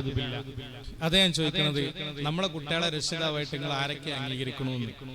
ഇമ്മി വാപ്പി ആരേ ഉള്ളൂ, അത് നിങ്ങൾ തന്നെ ഉള്ളൂ. അതിന് വേറെ ആളുടെ പറയരുതേ, അത് പിന്നെ വലിയ പ്രശ്നവും ഡൈവേഴ്സ് ആവും. ഇമ്മി വാപ്പിയിട്ട് നമ്മളാകാൻ പറ്റുള്ളൂ, അത് ഇമ്മി വാപ്പിയെ പറ്റുള്ളൂ. രക്ഷിതാവ് എന്ന് പറഞ്ഞ രക്ഷിക്കുന്നവൻ രക്ഷിക്കുന്നവൾ, ആ അർത്ഥത്തിൽ ആരൊക്കെയാണ്? വാപ്പല്ലെങ്കിൽ മദ്രസയിൽ ചേർക്കാനും സ്കൂളിൽ ചേർക്കാനും സ്കൂൾ വാഹനത്തിലേക്ക് കൊണ്ടുപോകാനും സ്കൂൾ വാഹനം വന്ന് ഓണടിക്കുമ്പോ കുട്ടിനെ കൈ പിടിച്ചാണ്ട് പെരേക്ക് കൊണ്ടുവരാനും വല്യപ്പുണ്ടാവും. അത് രക്ഷിതാവിന്റെ പരിധിയിലുണ്ട്. അതിന്റെ പുറത്തേക്ക് വല്യപ്പാക്ക് വലിയ റോളൊന്നും ഉണ്ടാവില്ല. ഉണ്ടാവോ? മരോള് വിടുവോ? ഇല്ല. എങ്ങനെ മുടി വെട്ടണം എന്നുള്ള ആരാ തീരുമാനിക്കുക? നമ്മളെ ഭാര്യമാരാണ്. നമ്മളിപ്പൊക്കെ റോളുണ്ടോ? പറ്റുമോ? എന്താണ് നിങ്ങൾ ഇവിടെ ഇല്ലേ? നമ്മളെ പേരക്കുട്ടി എങ്ങനെ മുടി വെട്ടണം, ഏത് പാന്റ് ഇടണം, ഏത് കാൽസറായി ഇടണം, എപ്പ എണീക്കണം, എപ്പ പോണം, എപ്പ ഉറങ്ങണം, എപ്പ ഫോൺ ഉപയോഗിക്കണം, എപ്പ പഠിക്കണം, എന്തൊക്കെ വേണം, ഇത് തീരുമാനിക്കണം നമുക്ക് അർഹത ഉണ്ടോ? വാപ്പാർക്ക് അർഹത ഉണ്ടോ? ഒരു റോളുമില്ല. മരുക്കൾ വിട്ടുതരുവോ? അപ്പൊ കുസുകുസു തുടങ്ങും. നിങ്ങൾക്ക് മനസ്സിലാണില്ല? ഇതൊന്നും ഞാൻ ഈ പറഞ്ഞതൊന്നും ഈ ഹോളിൽ ഇരിക്കുന്ന ആൾക്കാരെ കുറിച്ചല്ലേ, ഒക്കെ പുറത്തുള്ള ആൾക്കാരെ കുറിച്ചാണ്. ഏതുവരെ ഞാൻ ഇവിടുന്ന് ഇറങ്ങി എന്റെ വണ്ടിയിൽ സ്റ്റാർട്ടാക്കിയിട്ട് ആ മെയിൻ റോഡ് കിടത്തുന്നവരെ ഇൻഷാ അല്ലാഹ്. നിങ്ങൾ ആലോചിച്ചോളെ, ഗൗരവല്ലേ ഇത്? അതുകൊണ്ട് ഇസ്ലാമിന്റെ കാഴ്ചപ്പാടിൽ ഒരു അയൽവാസി എന്ന് പറഞ്ഞത് തന്നെ 40 വീടാണ്. ഇങ്ങനെ നോക്കിയാൽ 40 വീട്, മുമ്പക്ക് ബാക്കിക്ക് 40 വീട്, വലത്തോട്ടേക്ക് 40, ഇടത്തോട്ടേക്ക് 40. ഒരു പക്ഷേ ഈ മഹലും കഴിഞ്ഞ് അടുത്ത മഹലിലേക്ക് എത്തും ആ വീടുകൾ. ശരിയല്ലേ? ഇതാണ് ഒരു അയൽവാസിയുടെ കാഴ്ചപ്പാട്.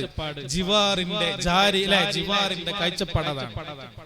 അയൽവാസിയായ ഒരുത്തൻ പട്ടിണി കിടന്നിട്ട് നമ്മൾ വയറ് നിറച്ച ഭക്ഷണം കഴിച്ചാല് അവൻ നമ്മളിൽ പെട്ടവനല്ല, അത് ലഭിച്ചിട്ടില്ല എന്ന് ഹബീബ് സല്ലല്ലാഹു അലൈഹി വസല്ലം തങ്ങൾ പറഞ്ഞിട്ടുണ്ടെങ്കിൽ അത് നേരെ മതിലിന്റെ അപ്പുറത്തുള്ള വീട് മാത്രമാണോ? അല്ല, ഈ പരിസരത്തുള്ള ആളുകളൊക്കെ അതൊക്കെ നമ്മളതിൽ പെടുമല്ലേ? ഈ അടുത്ത് ഒരു പാവം ഒരു തങ്ങളായ ഒരു മനുഷ്യനെ, അവരെ മോന്റെ കല്യാണമാണ്. അപ്പൊ അവരെ മോന്റെ കല്യാണത്തിന് മഹല്ലിലെ എല്ലാ ആളുകളെയും നടന്ന് ക്ഷണിക്കുന്നുണ്ട്, എല്ലാവരെയും ക്ഷണിക്കുന്നുണ്ട്. അപ്പൊ ഞാൻ ചോദിച്ചു, എന്തിനാ നിങ്ങളെ എല്ലാരും ക്ഷണിക്കണു? എല്ലാരും ക്ഷണിച്ചിട്ട് വെറുതെ പ്രയാസപ്പെടേണ്ട ആവശ്യമില്ല. ഞാൻ അങ്ങനെ ചോദിച്ചു. അവരിന്റെ അടുത്ത് പറഞ്ഞൊരു മറുപടി, എന്റെ അയൽവാസികളല്ലേ, ഞാൻ ഓലക്ക് ക്ഷണിക്കണ്ടേ? നമ്മളെ മനസ്സിലെ അയൽവാസികളുടെ ലിസ്റ്റിൽ എത്ര പേരുണ്ടാവും? നിങ്ങൾ ചായ കൂടെ പോയോ? എന്റെയും നിങ്ങളുടെയും മനസ്സിൽ അയൽവാസിയുടെ ലിസ്റ്റിൽ എത്ര വീടുണ്ടാവും? 4, ഏറിപ്പോയ 5, അല്ലേ? അത്ര ഉണ്ടാവുള്ളൂ. ഈ തങ്ങളാപ്പ പറഞ്ഞ മറുപടി, ഇവരൊക്കെ എന്റെ അയൽവാസികളല്ലേ, ഓലൊക്കെ ഞാൻ വിളിക്കണ്ടേ? ഓലക്കൊക്കെ ഞാൻ വേണ്ടപ്പെട്ടവരല്ലേ? ആ ഒരു ചിന്ത, ആ ഒരു കാഴ്ചപ്പാട്. എന്റെ സന്തോഷത്തിൽ അവരൊക്കെ ഉണ്ടാവണം, അവരെ ആരും വിഷമിച്ച് നിൽക്കരുത്, അവരെ കാര്യത്തിലേക്ക് ഇടപെടണം. ആ മഹല്ലിലെ കാര്യപ്പെട്ട ഒരാളാണ്, എല്ലാ കാര്യം എല്ലാവരും സഹായിക്കുന്ന ഒരു വ്യക്തിയാണ്. ഇതൊക്കെ നല്ല ശ്രദ്ധിക്കുന്ന ആൾക്കാർ ഇന്നുണ്ട്. പക്ഷെ നമ്മളിതൊന്നും അറിയില്ല. നമ്മൾ കരുതും, ഒരു വലിയ സംഭവമാണ്. ഓരോൾക്കാരെ ഉള്ളിലെ കാഴ്ചപ്പാട് നമുക്കറിയില്ലല്ലോ. ഒരു വലിയ ദൂർത്താണ്, എന്താ ജനം, ഇങ്ങനെയൊക്കെ നമ്മൾ പറയും. ബാക്കിയുള്ള പിശുക്കന്മാരായ ആൾക്കാർ. ഇവിടെയാണ് നമ്മൾ തിരിച്ചറിയേണ്ടത്, സോഷ്യൽ പാരന്റിങ്ങിനെ തിരിച്ചു കൊണ്ടുവരേണ്ടത്. അയൽവാസി എന്ന് പറഞ്ഞു കഴിഞ്ഞാൽ നമ്മളെ കുട്ടികളെ ഏൽപ്പിക്കാനുള്ളതാണ്. അയൽവാസി ഒരു പക്ഷെ ജാനകിയായിരിക്കും, അല്ലെ ജാനകി ചേച്ചിയായിരിക്കും, അല്ലെങ്കിൽ താമിയായിരിക്കും, അല്ലെങ്കിൽ ഏതെങ്കിലും സൂറാത്തായിരിക്കും. പണ്ടൊക്കെ നമ്മളെ ഉമ്മ ചെയ്തിരുന്ന പണിയുണ്ട്. എടി 3-4 ഇപ്പൊ ഇന്ന്, അന്നൊക്കെ 8-10 ആണല്ലോ. അപ്പൊ ഒന്നിനെ ഒക്കത്തും ഒന്നിനെ കൈമുലാക്കിയിട്ട്, എടി സൊറ ഈ 2 നോക്കിട്ടോ, ഞാനൊന്ന് ലാക്കട്ടറ പോയിട്ട് കാണിച്ചു വരാന്ന് പറഞ്ഞിരുന്നു. ഓർമ്മണ്ടോ അങ്ങനെ ഒരു കാലം നമ്മളമ്മ പോയത്? എടി ഞാനൊന്ന് ലാക്കട്ടറ മനസ്സിലായ നമ്മളെ പഴയ മലപ്പുറം ഭാഷ, ഞാനൊന്ന് ലാക്കട്ടറ പോയി കാണിച്ചു വരട്ടെ, ഈ 2 നോക്കിട്ടില്ലേ, ഒന്നിനെ ഒക്കത്തൊന്നിന്റെ കയ്യിലിട്ടിട്ട് എന്ത് ചെയ്യും, പോയിട്ട് വരും. അത്രയും സേഫായി നമ്മളെ ഏൽപ്പിക്കുന്നതാണ് നമ്മുടെ ഇടവലം, നമ്മുടെ അയൽവാസി എന്ന് പറയുന്നത്. അറ്റ്ലീസ്റ്റ് അവരെയെങ്കിലും നമ്മൾ നമ്മുടെ കുട്ടിയുടെ രക്ഷിതാവായിട്ട് കരുതിയിട്ടുണ്ടോ, അംഗീകരിക്കുന്നുണ്ടോ? ഇന്ന് ശ്രദ്ധിച്ചോളൂ, വലിയൊരു മെസ്സേജാണ് നിങ്ങളിലേക്ക് പാസ് ചെയ്യുന്നത്. പ്രിയപ്പെട്ട ഉപ്പമാരെ, ഉമ്മമാരെ സ്നേഹത്തോടു കൂടെ ഉണർത്താണ്. എന്റെയും നിങ്ങളുടെയും കുട്ടിയുടെ രക്ഷിതാവായിട്ട് നമ്മൾ ഒന്നാമതായി ഞാനും നിങ്ങളും, അതായത് വാപ്പിയും വല്ലിപ്പിയും വല്യമ്മയും, വീട്ടുകാര്, അയൽവാസികൾ. ഇനി അവിടെ നിന്ന് പോയി കഴിഞ്ഞാല് പള്ളിയിലെ കാളേരി, പള്ളിയിലെ ഖത്തീബ്, മദ്രസയിലെ സദർ, പള്ളിയിലെ മുഅദ്ദിന്, മദ്രസയിലെ മറ്റു ഉസ്താദുമാർ, കഴിഞ്ഞില്ല സ്കൂളിലെ HM അല്ലെ സ്കൂളിലെ പ്രിൻസിപ്പൽ, സ്കൂളിലെ ക്ലാസ് ടീച്ചർ, സ്കൂളിലെ മറ്റു അധ്യാപികമാർ, കഴിഞ്ഞില്ല എന്റെ കുട്ടി പോകുന്ന വരുന്ന വഴിയിടങ്ങളിലെ ഒരു മാന്യമായി പക്വതയുള്ള ജോലി ചെയ്യുന്ന ചെറുപ്പക്കാരുണ്ടെങ്കിൽ ആ ചെറുപ്പക്കാരായ കട ഉടമസ്ഥരും എന്റെയും നിങ്ങളുടെയും കുട്ടികളുടെ രക്ഷിതാവായി അംഗീകരിക്കാൻ പറ്റണം. എന്റെയും നിങ്ങളുടെയും മകനും മകളും പോകുന്ന വാഹനം, ബസ്, ആ ബസ്സിലെ ഡ്രൈവറെ എന്റെയും നിങ്ങളുടെയും കുട്ടിയുടെ രക്ഷിതാവായിട്ട് നമുക്ക് അംഗീകരിക്കാൻ പറ്റണം. കഴിഞ്ഞില്ല പക്വതയുള്ള ഓട്ടോ ഡ്രൈവേഴ്സ് ഉണ്ടെങ്കിൽ അവരെ നമ്മുടെ കുട്ടിയുടെ രക്ഷിതാവായി, അങ്ങാടിയിൽ ചുറ്റിക്കറങ്ങി നിൽക്കുന്ന ഏരിയയിലെ ഓട്ടോ ഡ്രൈവർമാരിൽ പക്വതയുള്ളവരുണ്ടെങ്കിൽ അവരെ എന്റെയും നിങ്ങളുടെയും മകന്റെയും മകളുടെയും രക്ഷിതാവായി അംഗീകരിക്കാൻ പറ്റണം. കഴിഞ്ഞില്ല അവർ സ്കൂളിന്റെ പരിസരത്ത് മിഠായി ഷോപ്പുകളിൽ പക്വതയുള്ള കടക്കാരുണ്ടെങ്കിൽ, ആ സ്കൂളിന്റെ പരിസരത്തുള്ള മറ്റു ഷോപ്പുകൾ ഉണ്ടെങ്കിൽ അവിടെ ഏൽപ്പിക്കാൻ പറ്റുന്ന ആളുകളുണ്ടെങ്കിൽ നിങ്ങൾ അവരെ കൂടെ എന്റെയും നിങ്ങളുടെയും കുട്ടിയുടെ രക്ഷിതാവായി അംഗീകരിക്കാൻ പറ്റണം. ഇത് മനസ്സിലുണ്ടായാൽ മാത്രം പോരാ. നിങ്ങൾ ചെയ്യേണ്ട പണി എന്താ? ഹൈസ്കൂളിലേക്കോ ഹയർ സെക്കൻഡറിയിലേക്കോ നമ്മുടെ കുട്ടി വളർന്നു വന്നു കഴിഞ്ഞാൽ ഉപ്പമാരെ ഉമ്മമാരെ നിങ്ങൾ ചെയ്യേണ്ടത് മകന്റെ കൈ പിടിച്ച് മകളുടെ കൈ പിടിച്ച് തോളത്ത് കൈവച്ച് ഒരു ദിവസം ജോലി കട്ടാക്കിയിട്ടെങ്കിലും നിങ്ങൾ പോവണം. അവനെ കൂട്ടി സ്വന്തം ബൈക്കിലോ കാറിലോ സ്കൂളിന്റെ മുറ്റത്ത് വന്നിറങ്ങി ആ വാഹനത്തിൽ നിന്ന് മകളെങ്ങനെ കൈപിടിച്ച് ചേർത്ത് പിടിച്ച് സ്വന്തം മകനെങ്ങനെ അടുപ്പിച്ച് നിർത്തിയിട്ട് നിങ്ങൾ പോവണം. എങ്ങോട്ടേക്ക്? സ്റ്റാഫ് റൂമിലേക്ക്. ഒരല്പം നേരത്തെ സ്കൂളിലെത്തി സ്റ്റാഫ് റൂമിൽ പോയി മോനെ മോളെ ഏതാടാ പ്രിൻസിപ്പള്, ഏതാടാ HM, ഏതാടി HM? അപ്പൊ കാണിച്ചു തരും. അവിടെയാണ് റൂം, അവിടെയാണ് ഉള്ളത്, മേഡുള്ളത് അല്ലെങ്കിൽ സാറുള്ളത്. അവിടെ പോവണം. ഒരു 5 മിനിറ്റ് സംസാരിക്കാനുണ്ടായിരുന്നു, ബുദ്ധിമുട്ടാവില്ലെങ്കിൽ ഞാനൊന്ന് സംസാരിച്ചോട്ടെ എന്ന് പറയുമ്പോ ഏത് തിരക്കുള്ള മനുഷ്യന്മാരും പറയും, ഓ അതിനെന്താ വന്നോളൂ, ഇതെന്റെ കുട്ടിയാണ് സാറേ, ഇവളിവിടെ 8ാം ക്ലാസ്സിലാണ്, ഇയിലാണ്, ഇല്ല ഡിവിഷനിലാണ് പഠിക്കുന്നത്. എന്റെ വലിയ ആഗ്രഹമാണ് ഇവള് പഠിച്ചു ഉഷാറാവൽ, അല്ലെങ്കിൽ ഇവന് പഠിച്ചു ഉഷാറാവൽ. എന്റെ അഭിമാനാണ്. എനിക്ക് 3 മക്കളാണ്. അതിലെ 2ാമത്തതാണ്, അല്ല അതിലെ 3ാമത്തതാണ്, അതിലെ 1ാമത്തതാണ്. എന്താണോ അതിന്റെ യാഥാർത്ഥ്യം അതങ്ങനെ തന്നെ പറഞ്ഞ് ഇവളെന്റെ അഭിമാനമാണ്, എന്റെ പ്രതീക്ഷയാണ്. നാളെ ഇവരുടെ തണലിൽ സന്തോഷത്തോട് ജീവിക്കാൻ ആഗ്രഹിക്കുന്ന ഒരു വ്യക്തിയാണ് സാറേ. അതുകൊണ്ട് എന്റെ കുട്ടിയെ ഞാൻ നിങ്ങൾ ഏൽപ്പിക്കാണ്. എന്തെങ്കിലും അരുതായ്മകൾ എന്റെ കുട്ടിയുടെ ഭാഗത്ത് സാറ് കണ്ടാൽ, സാറേ ഇതാണ് എന്റെ നമ്പർ, ഇതിൽ വാട്സപ്പ് ഉണ്ട്, നിങ്ങൾക്ക് വിഷമാവില്ലെങ്കിൽ ഇതിൽ എന്നെ ഒന്ന് ഇൻഫോം ചെയ്യണേ. സാർമാർക്കൊന്നും ചെയ്യാൻ കഴിയൂലേ? സാർമാർക്കൊന്നും ചെയ്യാൻ കഴിയൂല. കണ്ണടക്കല്ലാതെ ഞാനൊന്നും കണ്ടിക്കില്ല, ഞാനൊന്നും കേട്ടിക്കില്ല എന്നല്ലാതെ വേറൊന്നും ചെയ്യാൻ കഴിയൂല. അതിനേക്കാൾ അപ്പുറത്തേക്ക് ഈ നമ്പറാണ് കൊടുത്തിട്ട്, ഇതാണ് എന്റെ നമ്പർ. എന്തെങ്കിലും സുഖകരമല്ലാത്ത രൂപത്തിൽ എന്റെ മകളെയോ അല്ലെങ്കിൽ ഇവളെ കണ്ടാൽ നിങ്ങളൊന്ന് ഇൻഫോം ചെയ്യണേ. പിന്നെ പോണം. സ്റ്റാഫ് റൂമിൽ ഉണ്ടാകും അവളുടെയും അവന്റെയും ക്ലാസ് ടീച്ചർ. അവരോടും ഇതുപോലെ പറയണം, ഈ കുട്ടി കേൾക്കെ ഏൽപ്പിക്കണം. എന്നിട്ട് കുട്ടിയോട് പറയണം, മോനെ മോളെ ഇതേപോലെ ഓട്ടോറിക്ഷ ഡ്രൈവർമാരിൽ ചില ആൾക്കാരെ ഞാൻ ഏൽപ്പിച്ചിട്ടുണ്ട്, അന്നെ ഞാൻ കാണിച്ചു കൊടുത്തിട്ടുണ്ട്. അല്ലെങ്കിൽ ആ മുട്ടായി കച്ചവടം ചെയ്യണേ ചില പീഡിയക്കാരെ ഞാൻ ഇതേപോലെ ഏൽപ്പിച്ചിട്ടുണ്ട്. ഏത് പീഡിയക്കാരെ പറയരുതേ, പിന്നെ അയാൾക്ക് പണിയിട്ടും അയാൾക്ക് പണിയെടുക്കും വരും. ഏത് പിടിക്കാരനെന്ന് പറയണ്ട. ഞാൻ ചില ആൾക്കാരെ ഏൽപ്പിച്ചിട്ടുണ്ട്, ബസ്സിന്റെ ആൾക്കാരെ ഏൽപ്പിച്ചിട്ടുണ്ട്, എല്ലായിടത്തും ഞാൻ ആളേൽപ്പിച്ചിട്ടുണ്ട്. ഇപ്പച്ചിന്റെ കുട്ടി നമ്മളെ കുടുംബത്തിനും നമുക്ക് തറവാട്ടിനും പറ്റാത്തൊന്നും എൻ്റെ അടുത്ത് നിന്ന് ഉണ്ടാവരുത് കേട്ടോ. എന്ത് ചെയ്താൽ എൻ്റെ അടുത്തേക്ക് വിവരത്തിട്ടോ, ഫോട്ടോ എടുത്തിട്ട് അവർ എനിക്ക് അയച്ചുതരട്ടോ, തെളിവ് സഹിതം കിട്ടുട്ടോ. അതുകൊണ്ട് ഇപ്പച്ചിന്റെ കുട്ടി ഉമ്മച്ചിന്റെ കുട്ടി ഇങ്ങനത്തെ വേണ്ടാത്ത നിൽക്കരുത് എന്ന് പറഞ്ഞാൽ അറ്റ്ലീസ്റ്റ് ഈ ഏരിയയിലൊക്കെ നമ്മുടെ കുട്ടി സേഫ് ആവുമല്ലേ? ആകുമോ ഇല്ലയോ? ഇന്നേ വരെ നമ്മൾ ഈ പണി ചെയ്തിക്കണോ? സോഷ്യൽ പാരന്റിങ്ങിന് തയ്യാറല്ല നടത്ത സിഗരറ്റ് വലിക്കാനുണ്ട് പുതും വരുന്നത്. എന്തപ്പോ തന്നെ ചെയ്താല് ഒതുപോവോ?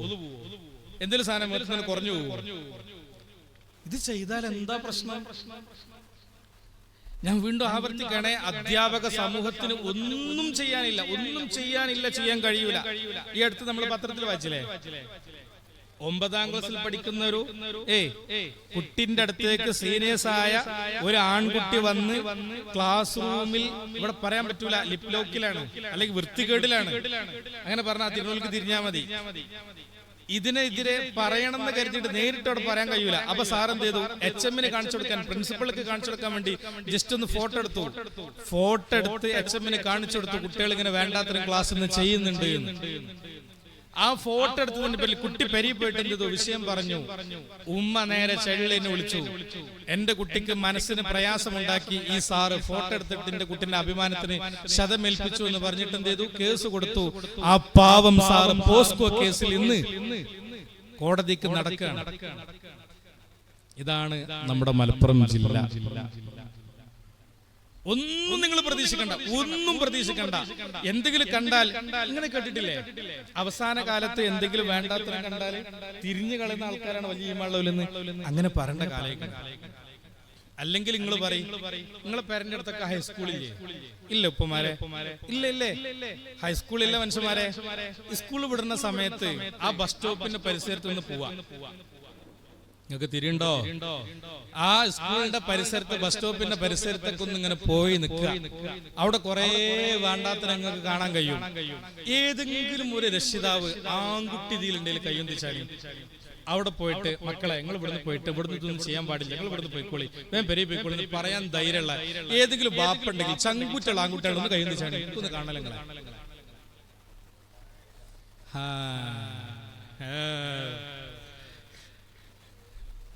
എങ്ങനെ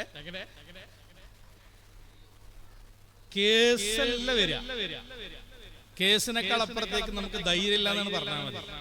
സാറുമാർക്ക് കേസ് ധൈര്യം ഇല്ലാത്തതുകൊണ്ടാണ്.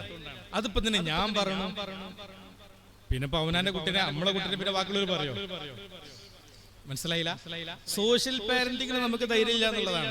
നിങ്ങൾ ഒറ്റക്ക് പോയിട്ടൊന്നും ചെയ്യണ്ട. എന്ത് ചെയ്താൽ മതി? ഒരു കൂട്ടായിട്ട് പോയിട്ട് ധൈര്യം ഉണ്ടോ? ഒരു കൂട്ടായിട്ട് പോയിട്ട് പറയാൻ ധൈര്യം ഉണ്ടോ? മാഷാ അല്ലാഹ്. ഒരാൾ പിന്നെ ഒരാളുണ്ട്, ആകെ ഒരാളേ ഉള്ളൂ. അല്ലാഹു അക്ബർ. അല്ലാഹു അദ്ദേഹത്തിന് അല്ലാഹു അല്ലെ ഖൈറും ബർക്കത്തും പ്രദാനം ചെയ്യട്ടെ. അങ്ങനെ ധീരന്മാരില്ല, സത്യാണ്. അവസാന കാലത്ത് വ്യഭിചാരം കൂടുമ്പോ വലിയ ഈമാളുകൾ എന്ത് ചെയ്യും? ഒന്നും മാറിക്കിടന്നൂടെ എന്ന് പറയുന്ന ആൾക്കാരാക്കാരം. അങ്ങനെ പറയാൻ പോലും നമുക്ക് കഴിയണില്ലല്ലോ. വൈന്നൊന്ന് മാറിയിട്ട് അപ്പുറത്തൊന്നും ചെയ്തുകൂടെ, ഞങ്ങൾക്ക് ഇതിന് നടന്നു പോകാനേനു എന്ന് പറയുന്നവരാക്കാരം അവസാന കാലഘട്ടത്തിലെ വലിയ ഈമാളുള്ളൂലെ. ആ ഒരു മനുഷ്യനെ ഞാൻ ഇപ്പൊ കാണുന്നുള്ളൂ. എങ്ങനെ സദാചാര പോലീസോ? അല്ല, അതിലും വലിയ കോമഡി വേറെ ഉണ്ട്. പള്ളിയിൽ ജുമാക്ക് വർത്താനം പറയുമ്പോ പള്ളിന്റെ അടിയിൽ എല്ലാവരും ഉണ്ടാക്കും, പള്ളിന്റെ മേലെ വർത്താനം പറയില്ല ചെക്കന്മാര്. നിങ്ങൾ പള്ളിന്റെ മേലെ കയറിയിരിക്കണോ വെള്ളിയാഴ്ച? ഫുള്ള് മൊബൈലിലാക്കാരം. പണ്ടൊക്കെ സംസാരം, ഇപ്പൊ ഫുള്ള് എല്ലാവരും മൊബൈലിലാണ്. ആ ചുമരിൽ ഇങ്ങനെ ചുറ്റിരിക്കും, എന്നിട്ട് ഫുള്ള് മൊബൈലാക്കാരം. കിടന്ന് കാണുന്നവരുണ്ട്, ഇരുന്ന് പള്ളിയില്. ആ വെള്ളിയാഴ്ച, ആ മാപ്പിളാരെ പെരുന്നാള്, അതന്നെ ഹജ്ജ്, ആ പറഞ്ഞ സാധനമൊക്കെ തന്നെയാണ്. ദയനീയാവസ്ഥയാണ്. എന്തെങ്കിലും നേരത്തെ ജുബൈർ ഉസ്താദ് ഇവിടുന്ന് പറഞ്ഞില്ലേ, അടിയിൽ പടപ്പിന് പോകും. മാഷാ അല്ലാഹ്, അടിയിൽ പടപ്പിന് പോകും. ഉസ്താദ് പറഞ്ഞ പോലെ തന്നെ ഖുത്ബന്റെ സമയത്ത്. അതിന് മുമ്പാണെ കുഴപ്പമില്ലായിരുന്നു. ആ സമയത്ത് തന്നെ ബക്കറ്റ് ഇങ്ങനെ പോലെ. നിങ്ങൾ ആലോചിച്ച് നേരത്തെ പറഞ്ഞൊരു പോയിന്റ് ഉണ്ട്.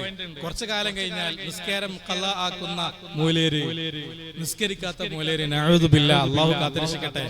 ഉസ്താദ് പറഞ്ഞപ്പോൾ എന്റെ മനസ്സിൽ ഒരു സ്പാർക്ക് വന്നു. ഉൾക്കൊള്ളാൻ കഴിയാത്ത സാധനം അല്ലേ? അൽവി മത്തിക്കറി.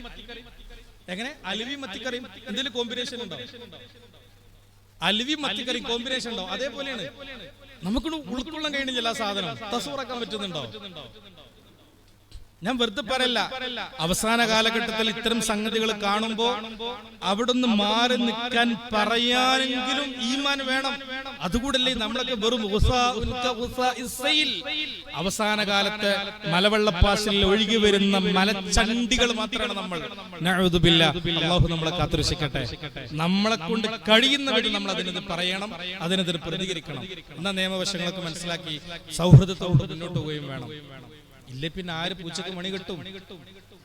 ആഗ്രഹിച്ചോണ്ട് മാത്രമായില്ല, ദോരനോട് മാത്രമായില്ല, പണി കൂടി നമ്മൾ എടുക്കണ്ടേ. അതുകൊണ്ട് സ്നേഹത്തോടുകൂടെ പ്രിയപ്പെട്ട ഉപ്പമാരോടും ഉമ്മമാരോടും ഉണർത്താനുള്ളത്, ഒരിക്കൽ പോലും നമ്മളെ കുട്ടിയെ കുറിച്ച് ആരെങ്കിലും എന്തെങ്കിലും ഉണർത്തിയാൽ നിങ്ങൾ ആ പറഞ്ഞ വ്യക്തിയെ തെറ്റിദ്ധരിക്കുന്നതിനപ്പുറത്തേക്ക് ഒന്ന് അറ്റ്ലീസ്റ്റ് അന്വേഷിക്കാനെങ്കിലും ഒരു മനസ്സ് കാണിക്കണം. എല്ലാ രക്ഷിതാക്കൾക്കും അമിതമായ വിശ്വാസമാണ്. എല്ലാ രക്ഷിതാക്കൾക്കും മക്കളെ എന്തെങ്കിലുമൊക്കെ സംഭവിച്ചാലോ പിന്നെ അങ്ങനെ ഇരുന്ന് മൂങ്ങും. എന്നെ പോലെ ആൾക്കാരെടുത്ത് കൊന്നിട്ട് ഇരുന്നങ്ങനെ മൂങ്ങി കരയും. എത്ര കേസുകളാണെന്നറിയോ? അന്ധമായ അനുകരണം, അന്ധമായ വിശ്വാസം. അതുകൊണ്ട് അങ്ങനെ ആവരുത്. അറ്റ്ലീസ്റ്റ് എന്തെങ്കിലും കേട്ടാൽ അതൊന്ന് അന്വേഷിക്കാനും അതിന്റെ നിജസ്ഥിതി മനസ്സിലാക്കാനും, തള്ളേണ്ടത് തള്ളാനും, സ്വീകരിക്കേണ്ടത് സ്വീകരിക്കാനും, മാന്യമായ രൂപത്തിൽ അതിന് നടപടി സ്വീകരിക്കാനും നമ്മൾ കൈകൊള്ളണം. ശ്രദ്ധയുണ്ടാവണം. അല്ലാഹു നമുക്ക് ബോധം തരട്ടെ.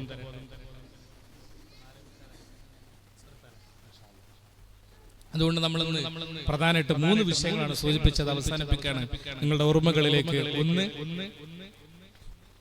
ഞാനോ പഠിച്ചില്ല, എന്റെ മക്കൾ നന്നായി സ്കൂൾ വിദ്യാഭ്യാസം അല്ലെങ്കിൽ മോഡേൺ എഡ്യൂക്കേഷൻ പഠിക്കട്ടെ എന്നതിലെ പുനർവായന, അതിനുള്ള പരിഹാരം പറഞ്ഞു.